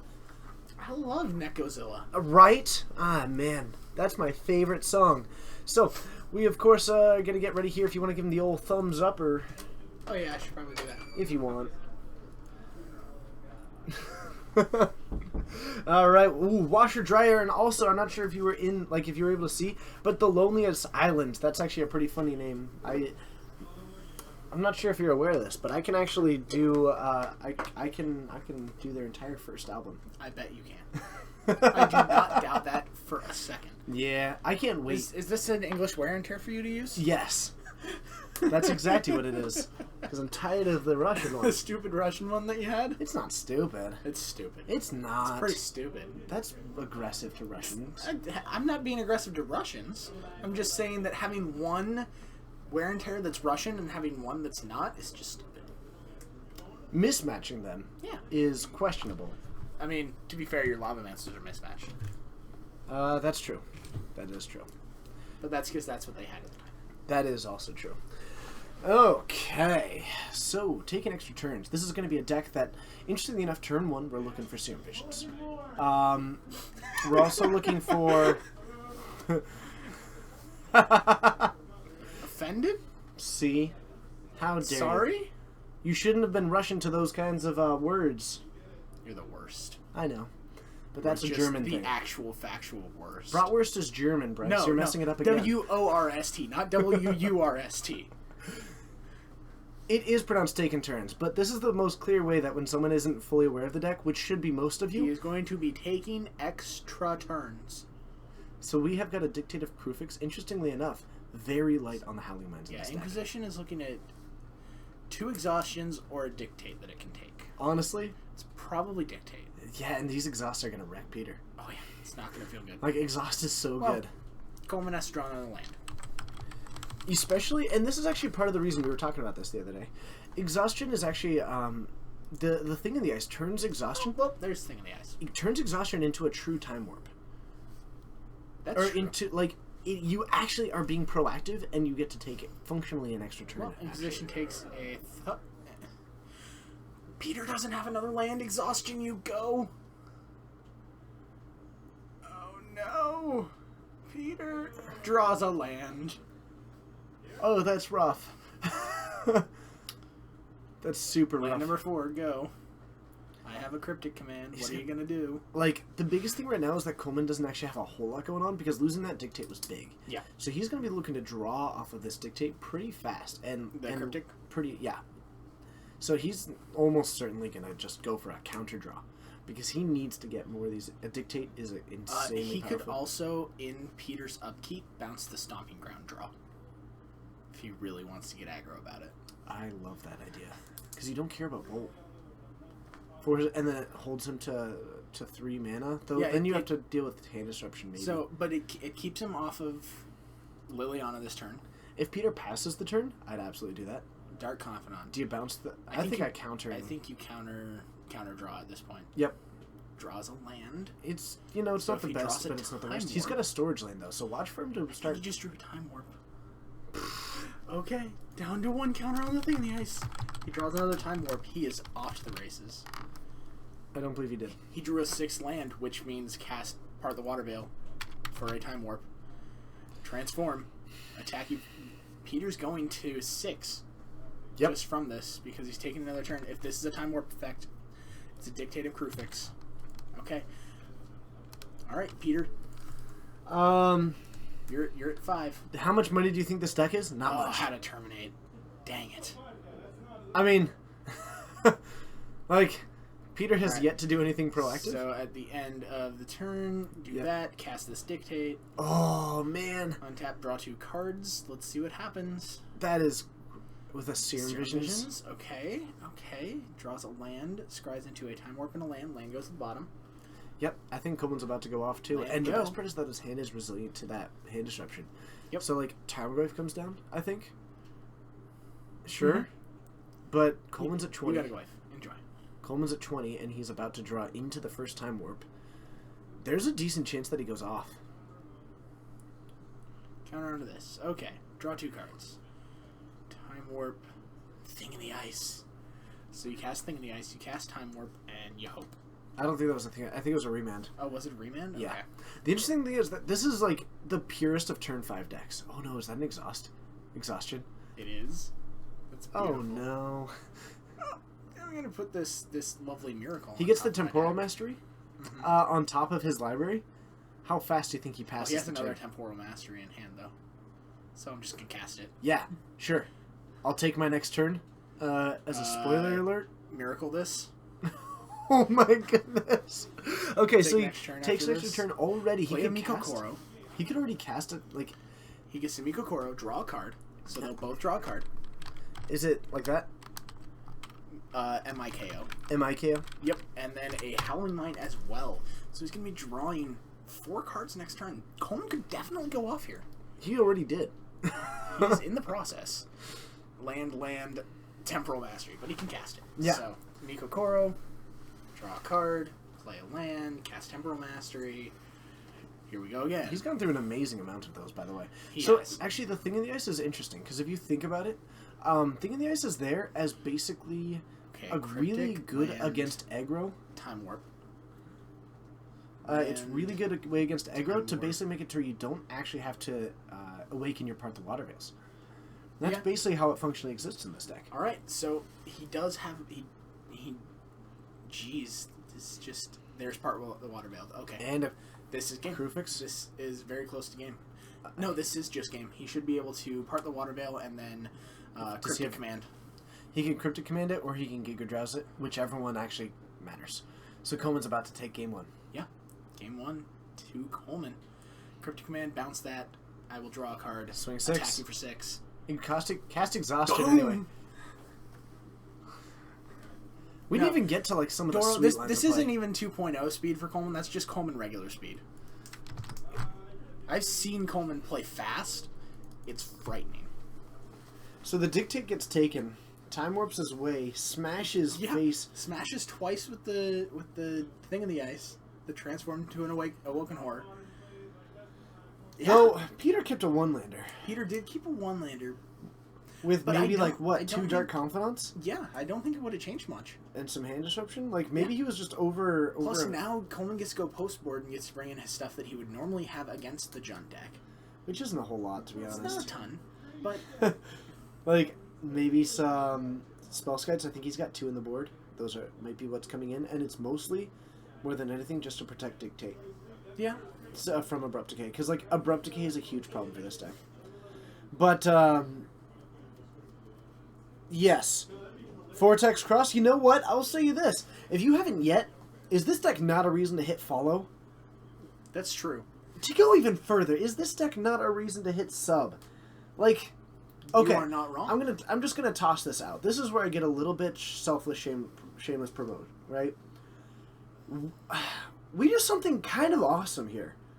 Like, I get to sit back here 20 hours a week plus, 20 to 25, with like some amazing co-hosts with a lot of players, and we get to just show magic happening. And this isn't like your feature match. Let's follow the pros with the tier 1 decks every single round that you get to see like through the other things. When sure, that's good. That's good. Yeah. I'm not saying that, but this is something that's unique. This is something that like you get to see the decks. You get to see Jund. You get to see Burn. You get to see Infect. But there's also like taking you get taken turns. You get Skred. Could we get Coleman's deck list? I could have him tweet it out we will and ask. retweet it. Absolutely. But like the whole thing is that we just this is the coolest thing that we get to do. Corn on the Macabre! Corn on the Macabre, thank you so much for the sub. It's awesome. having you here. I appreciate the support. Let us know what your favorite dinner is. And what the first Magic card or Magic product you bought was. Thank you for the sequel stream. It's great having you, but honestly, it means the world to us. And like, I know that not everybody can sub. That's a fact. I get that. And I get that not everybody is going to sub. Again, that's a fact. And I get that but like, this is the coolest thing, and I'm so thankful to all of you for like the feedback and the support that you give us, and just the fact that we get to interact with you. Yeah. That's big. Yeah. The community, you guys as a community are a big reason for just... I would not be back here as often as I am if it wasn't for the community. Yeah. Outstare! 103! With the 103! I totally did that backwards. I did 130. You get the Lancelot sub. I'm just going to start naming subs. I'm calling it the Lancelot. You get the Lancelot sub. Alright, Duress. Doesn't get to take Thing in the Ice. But you do get to take... Exhaustion, Part of the Water Veil, Serum Visions, or Temporal Mastery. But Serum Vision is probably what it takes. Thank you, Outstare. Let us know what your favorite dinner is, and... Tons of turkey, nice. Corn on the Macabre. Very nice. Steak and potatoes. Oh, that sounds... Oh, man, Steak you're reminding me of always Dallas. Oh, that was... Oh, yeah. Anyway. It's real good. Oh, thank you so much, everybody. Like, We understand. I totally understand. I totally understand. But thank you so much. And Outstare, same two questions. Favorite dinner and first Magic card or product that you purchased. Yes. Yes. Yes. I'm so hyped right now. Thoughtseize. Do you think Call that me Drew exhaustion is... Thing in the Ice is probably going. Thing in the Ice probably goes. If you could just curve the hand Peter disruption... is just taking away what Coleman's going to play the next turn. Yeah. And this is actually... So this is possibly my favorite... Oh, it takes Part the Water Veil. Someone has a Terminate in hand. I assume he has air removal spells. Yeah. Uh-huh. You should be doing homework right now. Is this not homework? Taking turns is going to be your first opponent the next GP. Is the Mono Blue deck list available? This one? We'll talk to Coleman. I'll have him tweet it to me, and then I'll retweet it out. So follow at RedBaronNTG if you want to probably get the list. I can't guarantee, but I'll do my absolute best. And Lily. Liliana's really good against this deck anyway. Yep.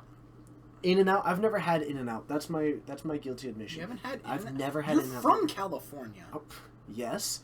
I've never had In and Out. What? I've never have. I know. It's on my to-do list, but I've never done it. It's on my to-do list. Winston, I haven't had poutine, and I've been to Canada. We're not doing... That's different. That doesn't actually matter. I had fried pickles in Dallas. You did. That was an awesome You also experience. had fried okra. Yes, the gushers of the... The gushers of... Nature's gushers. That was it. That was what Eric said. Alright, so... Man, this is a bad way for... Like, Coleman is getting annihilated. Funnily enough, though, he can actually come back. Yeah. I haven't had Whataburger either. We were in Dallas. You could have had Whataburger I know. there. I didn't. I was too busy eating, like, really nice food. Oh, yeah. We ate like kings. We ate pretty well. But I shared a bed, so... You did share a bed. I guess I had all forms of royalty.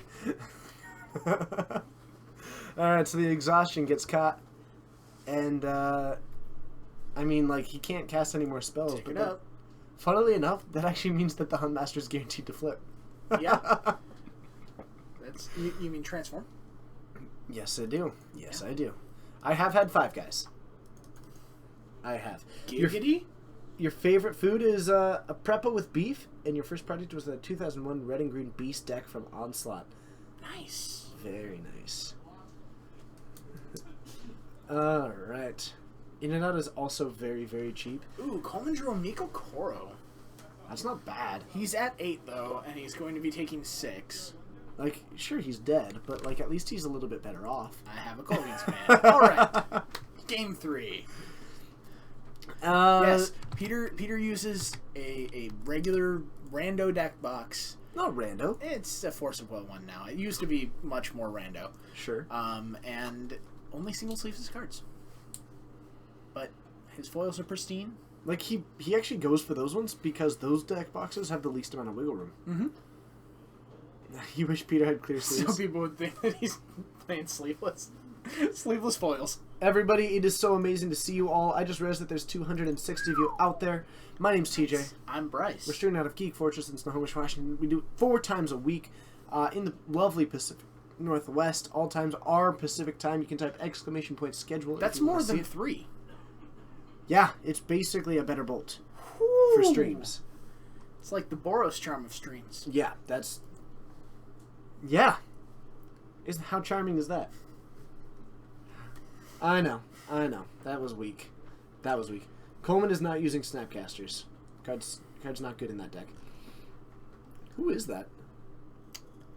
I don't know. Pro Jared, I only know him from Wizards D&D stream, Dice Camera Action. Oh, cool. He plays, I believe, the Rogue.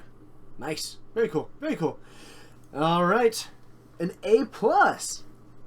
And then a C-. How cool. Man. This is like getting back to old times when it was like instead of one teacher with a bunch of students, I'm like one student with like a bunch of teachers. Mm-hmm. And I'm failing some of my classes.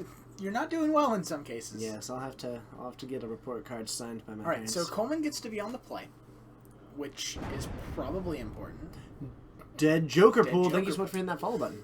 I like it. It is. Yeah, it's great having you. You're a rock star, and I look forward to seeing you more in the future. Hello to everybody, and this is a blanket statement to all. Welcome to the Geek Fortress stream, where you are wildly and always appreciated. Those questions, those comments, and those feedback are a huge part of this, and the community. Like, having people just talk in this chat is something that is enormous. Those feedback is important. But thank you, everybody. You know, we keep it family-friendly, but other than that, it's a chat where we try and be positive and have some fun, and like, this community is incredible. It just is. Like, absolutely the best chat on Twitch. And I look forward to hanging out with you every single time. So Thanks for it. And of course, if you do have any questions and those comments and those feedback, feel free to toss it in. I answer questions, he answers comments, and of course... Yeah, I specifically answer comments. And of course, we both consider feedback. It's like the consider this from like, what was that? What was that from? Consider this. That was Bill Nye. I thought no, because he was Did You Know? Did he also have Consider This? I believe Consider This was Bill Nye. We should go to GP Denver. I just moved. I don't want to spend that money. Yeah, it's also like 2 weeks away, and it's either the weekend of Thanksgiving or the weekend after. I will answer that comment, Tevin. Right there. Boom. Done. What do I think of Nissa's Nature's Artisan as a planeswalker? She's very mediocre. As Coleman would say, of all the ochres, she's the meatiest. Yep. Alright, Coleman's opener was not great. But he did lose the Dictate. You know what's fun? One time, his turn 2 draw. You know what it was? Yep. Temporal Mastery. Alright, Mikokoro in play. So Coleman's going to be able to be drawing some cards. Sure. It's his first it does not use save at the moment. He needs to be able to untap his stuff. He has an invasive surgery. Hey, it's good to see you, Bruce Pie. Clearly, you know. I'm going to believe you. What's up? The man in a bow tie. That's basically the Bill Nye of streams. I think that Bruce Pie would take that as a compliment. I would hope. I hope so. I meant it as one. And Kitchen Finks. It's good to see you, Bruce Pie. Thanks for joining. So we're going to go up to 21 on Peter's side of the battlefield. Interestingly enough, while this is like a great play out of Peter, it's also not actively disrupting Coleman. This is giving Coleman a pseudo like free turn. Yeah, that means that he gets to Mikokoro. Yep. LT 5000. It's because Peter already saw those cards, and instead of like having Peter write it down, and he's just, you know what? It's also helpful for the stream for you guys. You now know that those are known cards in his hand. Yep. And Ebola American. It's good to see it. Like everybody. Hello. You know, whoever was going about the English language really nailed it with the word hello. I have so much fun saying it. So, we've got a Tarmogoyf coming down. Enchantment Sorcery Land. So we're looking at a 3-4 right now. We're also going to draw some cards off of that. We do have a Time Warp. Yeah, we could maybe see Coleman start trying to go off. Bruce Pie, yes. Yes, we got over 100 just today. Yeah. I'm blown away by it, but thank you. I really appreciate it. TJ's gonna cry. I might. No, not might. He will. I got close. It's gonna happen. I got like watery. He got a little misty. Is he playing Ancestral Vision? Yes, I believe he's on 2. Oh, is he? He might be on 3. Well, yeah, Ancestral Vision is considered a Howling Mine effect. That's in fair. In the context of the deck. So I mean, like, if you suspend it on turn 1, it's just concentration. Right, and even as you go later, it's kind of this like, it's like a delayed Howling Mine effect to where, you know, in 4 turns you'll draw 3 cards. It sounds a lot like you cast a Howling Mine. But here we go. Coleman's gonna try. At this he point, does have a Walk the Eons. And now it's 5 mana draw a card, and or I guess no mana draw a card. He passes the turn. He's got Walk the Eons, I believe, or is it an Invasive Surgery? It might be Invasive Surgery. That looks like an Invasive Surgery to me. I think his hope was to take down some of the hand disruption early on. Take 6, go to 11. All right. So Coleman going to end of turn this Dictate. End of turn the Dictate and the Mikokoro. End of turn Dictate, activate Mikokoro. The big problem is that an Abrupt Decay really shuts down Coleman's good. I don't see an Abrupt Decay in Peter's hand. I think he has a Tarmogoyf. I think he has... a lot of pressure. Yeah, he's got a lot of creatures. Yeah, I like this a lot from Coleman. I think he is going to go for something similar. And, like, if Peter doesn't cast anything right now, fully expect that. Because that's drawing a card here, then untapping and drawing an extra card. Overall, that looks really solid. But it looks like we're going to have the... Here comes Tarmogoyf. I think you're fine with that. Yep. I think any hand disruption, you probably go with the Invasive Surgery, but it looks like he's passing the turn Dictate. back. It is going to get Abrupt Decayed. Mikokoro gets activated. Coleman's going to draw a Pithing Needle. That's not helpful. So that's going to name... Yep, it's going to name Liliana. But... because Peter is aware of it in his hand. Instant Sorcery Enchantment Land. Right? Tarmogoyf's 4. Instant from the Abrupt Decay, Sorcery, Enchantment Land. Tarmogoyf's 4. Looks like it to me. Maybe I'm missing a card, but sure. Alright. Hey Josh, Tarmogoyf's 4 power. What? Tarmogoyf's 4 So, we're going to activate the Mikokoro, we're going to draw a card. We did get and he draws a land off of this. Really looking to hit another draw here. I think we're going to go up to 12 because it is 4. Sorcery Land, Instant, 4/5. Yeah. Yep. Or possibly they actually calculated it right and just had the die wrong. I couldn't tell you. I don't remember what was that before. Alright, putting a counter here, and alright, extra turn for Coleman. Let's see what we can do. Alright, draws into a Time Warp. I mean, he's got to keep going. Yeah, Mikokoro gets activated. He draws a card, plays a land. He's even got enough to actually storage it. Storage land on your Calciderm pools. Untap. Maybe. Like, let's see what he draws. Maybe. Time Warp. Mikokoro. Draw a land. Play a Time Warp. He's had enough to even if, like... put a counter on the He's getting pools. super lucky, though. Oh, man. This is too much, Coleman. This is too much. Oh, man. How'd we do? Mikokoro. An exhaustion right here would be just, like, glorious. He drew a thing in the ice. A little bit too late, but... yeah, that's not going to do it. It's going to come down and be okay. So he'll be able to cast the Invasive Surgery might be able to stop, like, a Maelstrom Pulse, if that's what Peter wants to go with. A Pithing Needle. Liliana of the Veil. I heard him. Okay, so the Pithing Needle is naming Liliana. We pass it back, and, you know, we're going to up that Calciderm pool. Coleman getting kind of far, but not far enough. Yeah. Unfortunately, he just didn't have enough to... But, like, Peter's got a lot of... I don't know. I'm not sure if Peter, like, he's got a lot of cards in hand, but he hasn't been doing a whole lot with them. So maybe speaking to a high level of like, disruptive elements, but not so much in the... Here's 2 mana. This a lot looks of like a Terminate. Pressure. I do see Peter 3 has Terminates. A lot of Terminates. He's got 3 Terminates. Terminates can take out the thing in the ice. And here's an attack for 4, 8, Yep. 11 exactly. That's the way that it goes. 2 Invasive Surgeries. Overboarded. Coleman came so close. So close. But, and he got so far. But in the end... It didn't even matter. Yep. So, let's head up to the booth. Let's get a backup match. We've got 27 minutes. I bet Skred might still be playing. Skred might absolutely still be playing. Might be Skred versus Lantern. I'm in. Let's do it.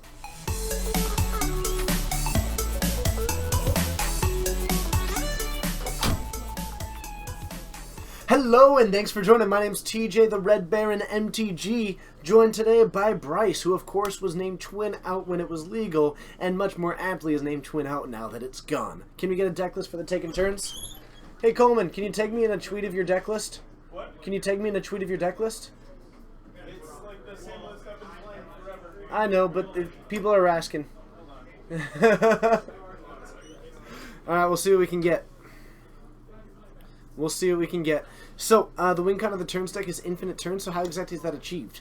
So it's not infinite turns. In fact, it's actually just chaining it together multiple turns and eventually casting apart the Water Veil Awakened onto a land, or by transforming a thing in the ice. Alright, so what's up? Can you tweet me a list? Oh, I didn't know my hat. Can you tweet me your current list, and then I'll just retweet it? People are asking. Okay. Or did we ever add it to the tapped out? I think we added it there. Oh, it might be on the tapped out. Were the thing in the ice is in there? No, they weren't. So take out Howling Minds, add thing in the ice? Yeah, and take out the spell snares. So I'm not playing any spell snares. Got it. Would have been really good there. Would have been okay. Yeah, kind of like all of his action. Do you like the Abrupt Decay? Thanks, X-Pain. I'm assuming that was facetious, but I appreciate it anyway. But we're going to try and get another round, maybe get that Lantern on. I do love watching that. We haven't had it on for a while. Yes, explain professional. But we're going to get some more Magic for you. Coleman, you're coming just shy in the finals. Jen taking it down. Yeah, like that's what I said when I got paired with Peter. I was You pretty beat sure. Lantern and Burn. Yeah, Lantern is really weird though, because like, if they know what they're doing, you can't win, and if you know what you're doing, they can't win. That's fair. I'm not playing Save at the moment because I Almost always taps out. yeah, and I'm also not playing Extra Planar Lens because I don't want to play. I don't have 20 snow-covered islands. I've got some. Also, I don't want to play a 3-drop artifact that doesn't do anything in a field full of Culligan's commands and Abrupt Decays. That makes sense. That's the same reason why you only run like what, 1 or 2 Howling Minds? 2 Howling Minds, yeah. Yeah. Yep, totally get that. Totally get that. Also, I talked to Dylan beforehand. I was totally going to play Ancestral Vision in the deck over I was going to play 2 Ancestrals on the board over the... Actually, over... Oh, I thought you were running him in the main. No, I was going to try him in the board first. Gotcha. Over the... Is that the door opening or someone opening the I door? believe it's just the door opening. Oh. Actually, over the invasive surgeries. Yeah, I think you may have, well, maybe not overboarded, but definitely drew too many of them. Yeah, well, I mean, I boarded 4 cards in. I just happened to draw them at the wrong time. I was worried about Maelstrom Pulse over anything else. Just because, like, I have to pass sometimes with Howling Mind in play. Aren't you more afraid of Abrupt Decay at that point, though? Because that card is actually running the deck, like, more than a one-of? Well, I mean, I can't do anything about Abrupt Decay. Right, I don't know. Siding in cards for the one-of seems odd. Yeah, but I mean, it was more for, like, on it also hits Inquisitions and Duresses and Thoughtseizes. Yeah, I don't know. I'm not sure how I feel about it, and that it bringing. I mean, it's an experiment. I haven't run invasive surgery for long. I kind of want it as an answer to like the combo decks. Right. I completely agree with that. Yeah. However, I think that you were not up against them. Yeah, and like funny enough, Exhaustion or Giga Drowse would have been really good there. Those are the cards I took out. You took out Exhaustion against Jen? Yeah. And Giga Drowse against Jen. I actually don't like Giga Drowse against Jen. I'm not sure if I agree with your boarding plan. Did you win? It's fine. Can I jump in for a sec? I'm going to swap you out for another All tournament right. report. Oh, Thanks, sorry. Coleman. Don't worry, Bolo Tie's coming. All right. Really? I drew like way too many sideboard cards that didn't do anything. So this is Logan, everybody. Logan was the one playing the Skred Red today. Yes. You had an unfortunate game loss against Burn that was avoidable. Yeah. So Yeah. you passed the turn against Monastery Swiss Pierce. Yeah. But everything else I was should have. We actually talked about it while we were sideboarding. What I should have done was I should have shot the Goblin Guy, let him deal 2 damage if you want him to deal 2 damage. You should have killed the Swiss then- Spear during your turn when he was tapped out. I could have also done that. The turn that he hit you for 4, you should have untapped and killed it by letting Yeah. him untap. That was like, but that's okay. You did you won on 3. there with 3. I'm so Was it proud of Mountain? No, it was Mountain, Mind Stone, and Batterskull? yeah. Whoa! And like- did you scry to the top of the mountain or? Yeah. Ah! Like, yes! And then he swung with. I just wanted to. If you wanted Got to, there. you have Peter and Logan are both 4-0. if they wanted to play. You want to jam? They can do that when we're done with this game. It's actually a game. Possibly. I'll think about it. All right. I'll let you know. I'll jump in chat and let you know. Oh, Hi guys. man. How you doing? But yeah, I just played against Martyr tokens. So how do you like the changes? I like them a lot. Cool. I like having this one. having Dragon's main board has definitely helped a lot. Oh, sorry. It's okay. Hi guys. Bye guys. I know. Alright, so yeah, Aaron facing the wall. He's up against Martin. I got us Lantern. Awesome. It's going into game 2. Aaron took game 1. Mono Blue Delver took game 1 against Lantern Control? That's super unusual. It is super unusual. How? I have no clue. I wasn't paying attention. They were just shuffling, and I was like, oh yeah, let's grab you. Huh. Secretly a panda. Random viewer of the day. We may have just outed you as a panda, but nonetheless, welcome. It's great having you. Let's head down to the field.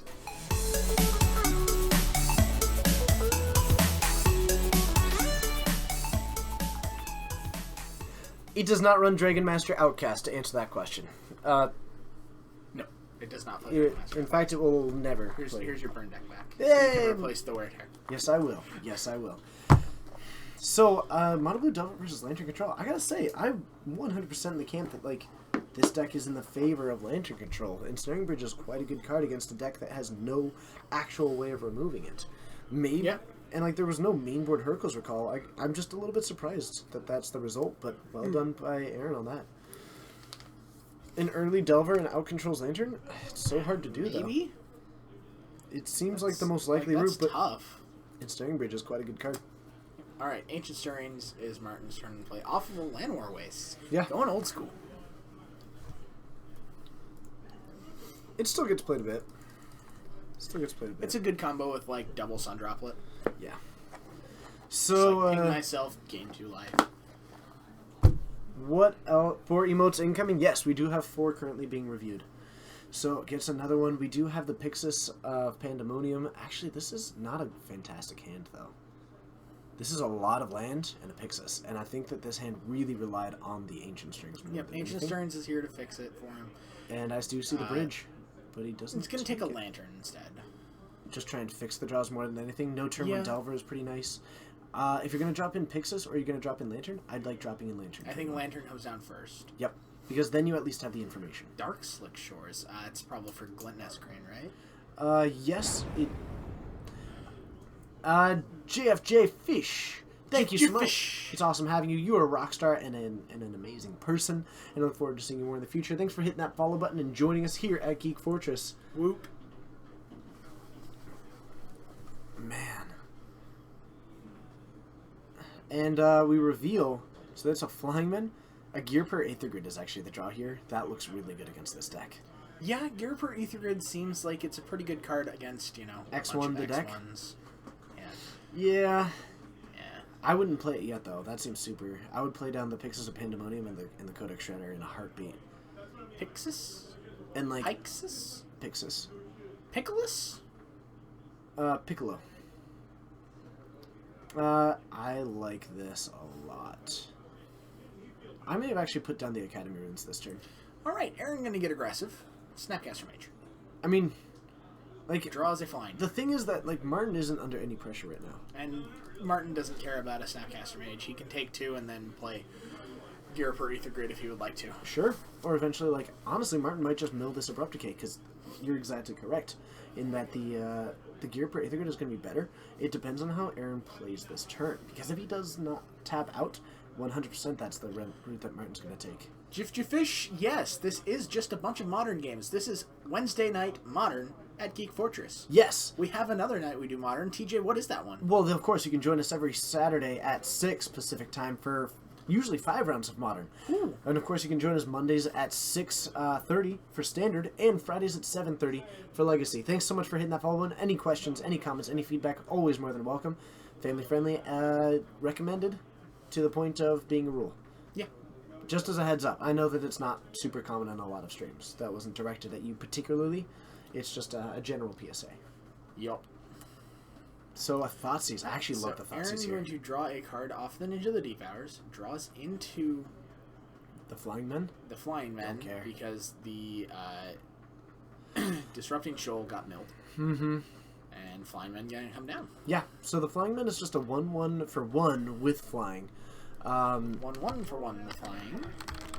So the interesting thing here is that if Martin's got the other land in hand, which he does, this becomes an incredibly powerful, potent hand, because you Thoughtseize to kick things off, you take out any counterspells, drop in the gear per Aether Grid, and you functionally get pretty close to winning this game. You will be unable to take down the Ninja of the Deep Hours in this particular situation, but if you're fully aware of what it is that Aaron's drawing, it doesn't matter what's in his hand. This is not a deck which cares about Right, their here's the casting Aether a Grid. lot of cards. Disrupting Shoal, pitching Vendilion Click to counter the Aether Grid. So, Nice. as a heads up, And Thoughtseize. this is why I thought You Thoughtseize for first. 4 gear per Aether Grid. Always. Because that would Another not... Ninja of the Deep Hours. I would guess that's what Aaron is going to have taken from his hand. Almost certainly. An unfortunate turn of events. I think Martin missequenced that, Yep. and it punished him pretty badly. So Aaron's got Just 2 that- more Snapcaster Mages and a Flying Man. Because he even got rid of the Abrupt Decay because of how good that was there. Yeah. And like I think the unfortunate thing is that he knew that that it was in hand. Mm-hmm. The Disrupting Shoal, and I think that he just forgot.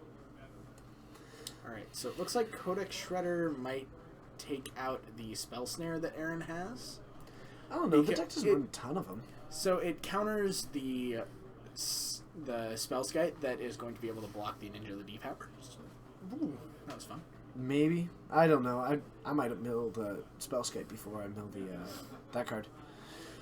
Okay, Temporal Mastery is a beautiful card. Temporal Mastery 1 round, Flying Men the next. What a world.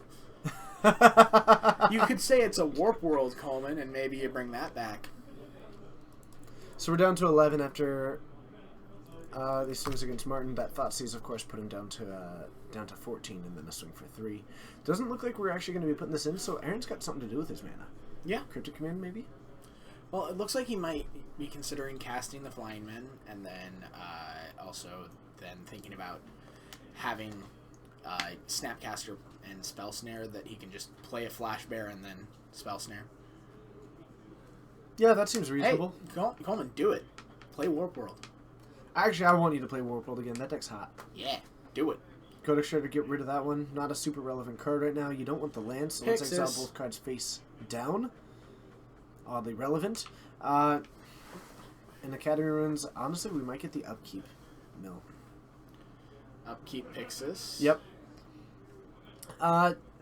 Kilowatt, we have Surgical literally no Extraction. idea. That seems better. You know about a Ninja of the Deep Hours in hand? I'd be willing to draw that. There's no Ninja of the Deep Hours in hand. He knows no, about he took Snap, that. Snap, Spell Snare. That's right, and there isn't a Snapcaster in the graveyard, correct? Okay. Yeah, but I still think that, like, honestly, I would have liked the Fairy... What's the one? Fairy Miscreant. I think Fairy Miscreant would have been my pick over that, especially in this deck of all things. I mean, it's Would a it page be straight your out of... Pixis? Only if Martin's across the table from me. That's fair. But yeah, Martin really needs a bridge. Draws into a Ninja of the Deep Hours that was on Bridge top of doesn't his get hit. library. I don't know. At a certain point, like, I might almost use the In Surgical. the draw step, it looks like Surgical is going to hit Ninja of the Deep Hours. In Aaron's... Nope. Doesn't seem to be the case. Alright, so Surgical... Taking out the Ninja of the Deep Hours Take out the pre-combat? Ninja now. Just to try and knock it? Snapcaster, target Disrupting Shoal. That's not how that works. I mean, you can't exile a card to counter it. No. So Remand. Sure. Interesting. I'm going to cast it again. Targeting your Ninja of the Deep Hours. Okay. Alright. Let's see. Take the Ninja from his hand. We've also got a Spell Snare and a Snapcaster. Now, if I'm Martin, at every upkeep, I am firing straight into my bridges.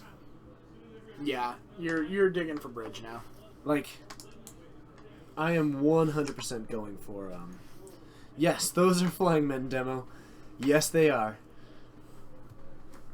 But yeah, you take out those, and we've got a knock on the door. Alrighty. Everyone. Yeah, man. See you, sir. Yeah, at the upkeep, I am 100% all about Ensnaring Bridge at this point. That's just what I'm looking for. It's what I need. I have the Academy runes, so as soon as I find it, I'm in a good spot. Mm-hmm. Like, that card is the card that gets Martin back at this.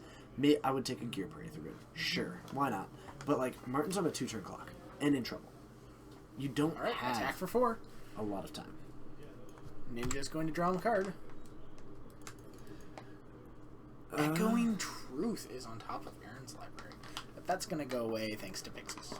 Yes. Echoing Truth seems like a great option for Ensnaring Bridge, except for the fact that, like, you know, Martin... He's going to be able to draw it. He can respond to that ability. He can. Like, I think... He can crack Lantern. He doesn't have any other mill rocks.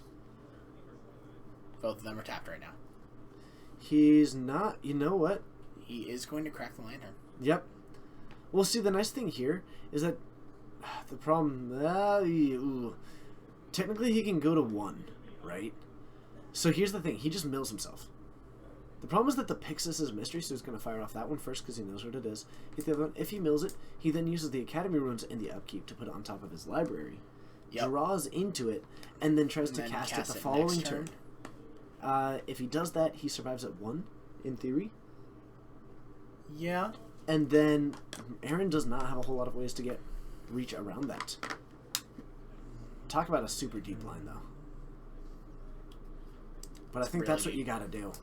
I think that you're more likely to mill yourself than you are to... So you Pixis first. But, like, milling doesn't make sense right here. No, you Pixis first. Oh, yeah. Yep. You gotta Pixis first. He could technically draw the Mox Opal, which allows him to... Oh, no. But now you have a mystery card. Yeah, now you have no idea. That could very well be a bridge that's right there. Draws a Glimmer Void. It's super possible. Why are we checking the timer? No, the timer's right. This is a correct timer. Come on, Dora. ACC, it's good to see you. Hello to everybody who is watching. So, Flying Men, a Ninja of the Deep Hours. I mean, Martin's actually kind of losing control of this. He's getting beat down. He needs to draw this Aaron next just turn. drew Cryptic Command. Did he? Yep. That means this game's over. It does mean that this game's over. So, we're going to go down to 1. 5, 6. Draw a card. Yep. Oh, and a negate. And a negate. Yeah, this game's super over. This is not... The problem is that, like, Martin had 2 opportunities to win. Yeah. He took...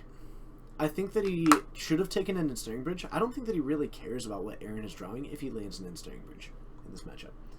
And I think he should have taken the Ensnaring Bridge back when he cast the second Ancient Strings.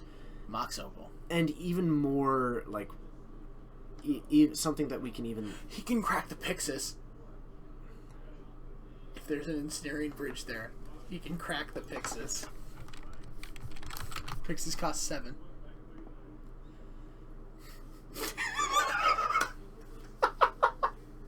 Make it happen. Make it happen. Before you attack. Crack the Pixis. I just want to see it happen, TJ. I really just want to see this happen. It wasn't a bridge. And that's it. Ah! What was the next card? I mean, it should have been the second card that he put into his hand. Yeah. and I can't, like, there's no way that he would have lost had he gone for the Thoughtseize first. Before the Gear Parade 3. Yep. I think that more than anything killed him. So, yes, Cryptic Bounce still happens, but it would have been great anyway. No, like, sure, but we just wanted to see a Pixis get cracked. Yeah. How often does that happen? Yeah, I think that one came down to Martin making... And, like, that's kind of what... That's what Lantern is. It's a deck that if you make, like, that one mistake, you lose. You're going to lose the game, yep. That's just it. That's and exactly how it happens. And I get how it happens. Hit your opponent tapped out. You think to yourself that you've got some extra mana that you could put into another resource. So maybe you don't want to use it. If you can not use the Thoughtseize, great. Maybe it means that you get to put some of that towards a different use. But, like, it just really punished Martin in this situation. And, man. Rough times. So, let's go back up to the booth. We are coming up on the end, but we've got a couple of things to tell you, a couple of things to have some fun with, and then we'll end up hosting you to some pretty cool stuff. See you there.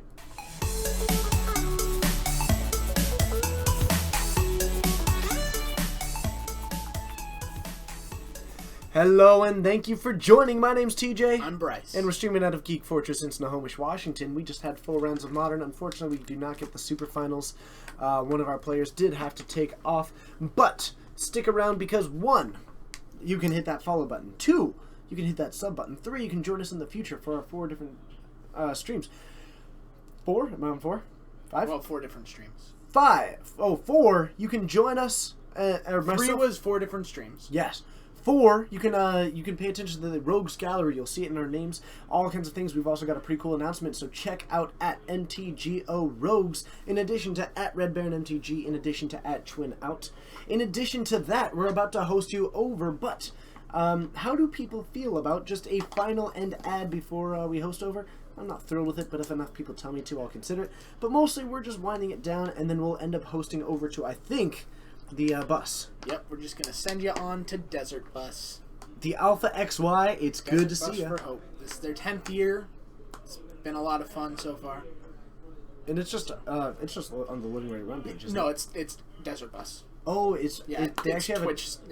Their Twitch one is Desert Bus. Interesting. Yep. I can totally get behind that. All right. So we will end up posting to that one, but thank you to everybody who. I'm going to be sending out a sub email here pretty shortly. Pay attention to the sub email if you get it. I made a sub-only Discord, so I'm going to send you a code. Follow that. When did it happen? 2 weeks ago. And we just got to 103. Whoop, whoop. Whoop. The sub-only Discord. Keep an eye on it. I've got all kinds of ideas of it. I need to figure out how Discord works, but I think that there's a lot of potential for like having different channels, like one for like brewing, one for like different deck ideas, one for improvement ideas. I think. Go for it. Rengen. Yes, thank you so much for hitting that follow button. It's awesome having you. Should host Brennan DeCandio. I do that occasionally, but Desert Bus for Hope is a big thing. It's a good cause. One word? Yep, Desert Bus. Okay. But I like Brennan DeCandio. He's awesome. Captain of Team Next Ridge I Nexus. think it's DeCandio. Oh, is it? It might be DeCandio. It's DeCandio. Okay, my bad. That's okay. Sorry, Brennan The DeCandio. sub sound should just be me going whoop whoop. Really? Swear Reagan from Deadwood. I'll be honest with you, I've never seen Deadwood. Wizzy33 with the follow. All these last minute follows, I love it. As we're getting ready, I guess. Oh, really? A local of mine? Yeah. I like Brennan a lot, actually. Thank you, everybody. Do you have any final thoughts for the evening? I still don't like Lantern that much. Skred moles well. Skred moles pretty well. Burn loses games when it draws a lot of lands. Burn loses games when it draws a lot of lands. Also a fact. Taking turns loses games when it doesn't draw taking turn spells. No, when it doesn't draw dictate is when it loses. That, or when its dictate is Abrupticate. Yep. All kinds of things to be learned from tonight, but seriously, thank you. I think we run a quick 60-second commercial, and then once that's done, we're gonna send you to the Desert Bus. So we'll do our little sign off at the end. We'll do a stream of consciousness at the very end, but thank you, everybody. I'll see you all in just a moment. Red facts. Red facts sounds awesome. What kind of red facts would we do?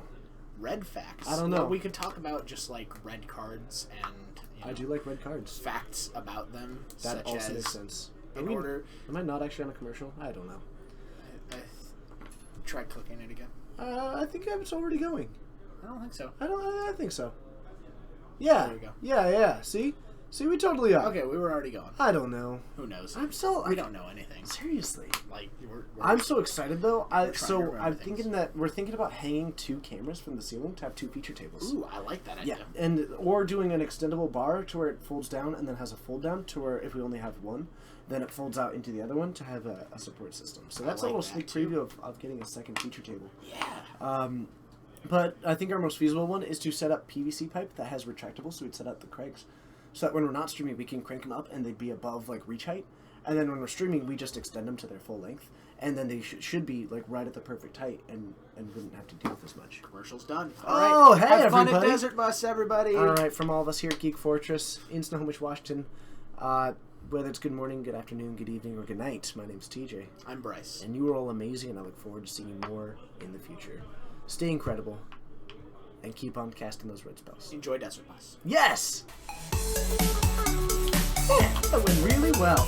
Totally did. I've been enjoying talking during this portion.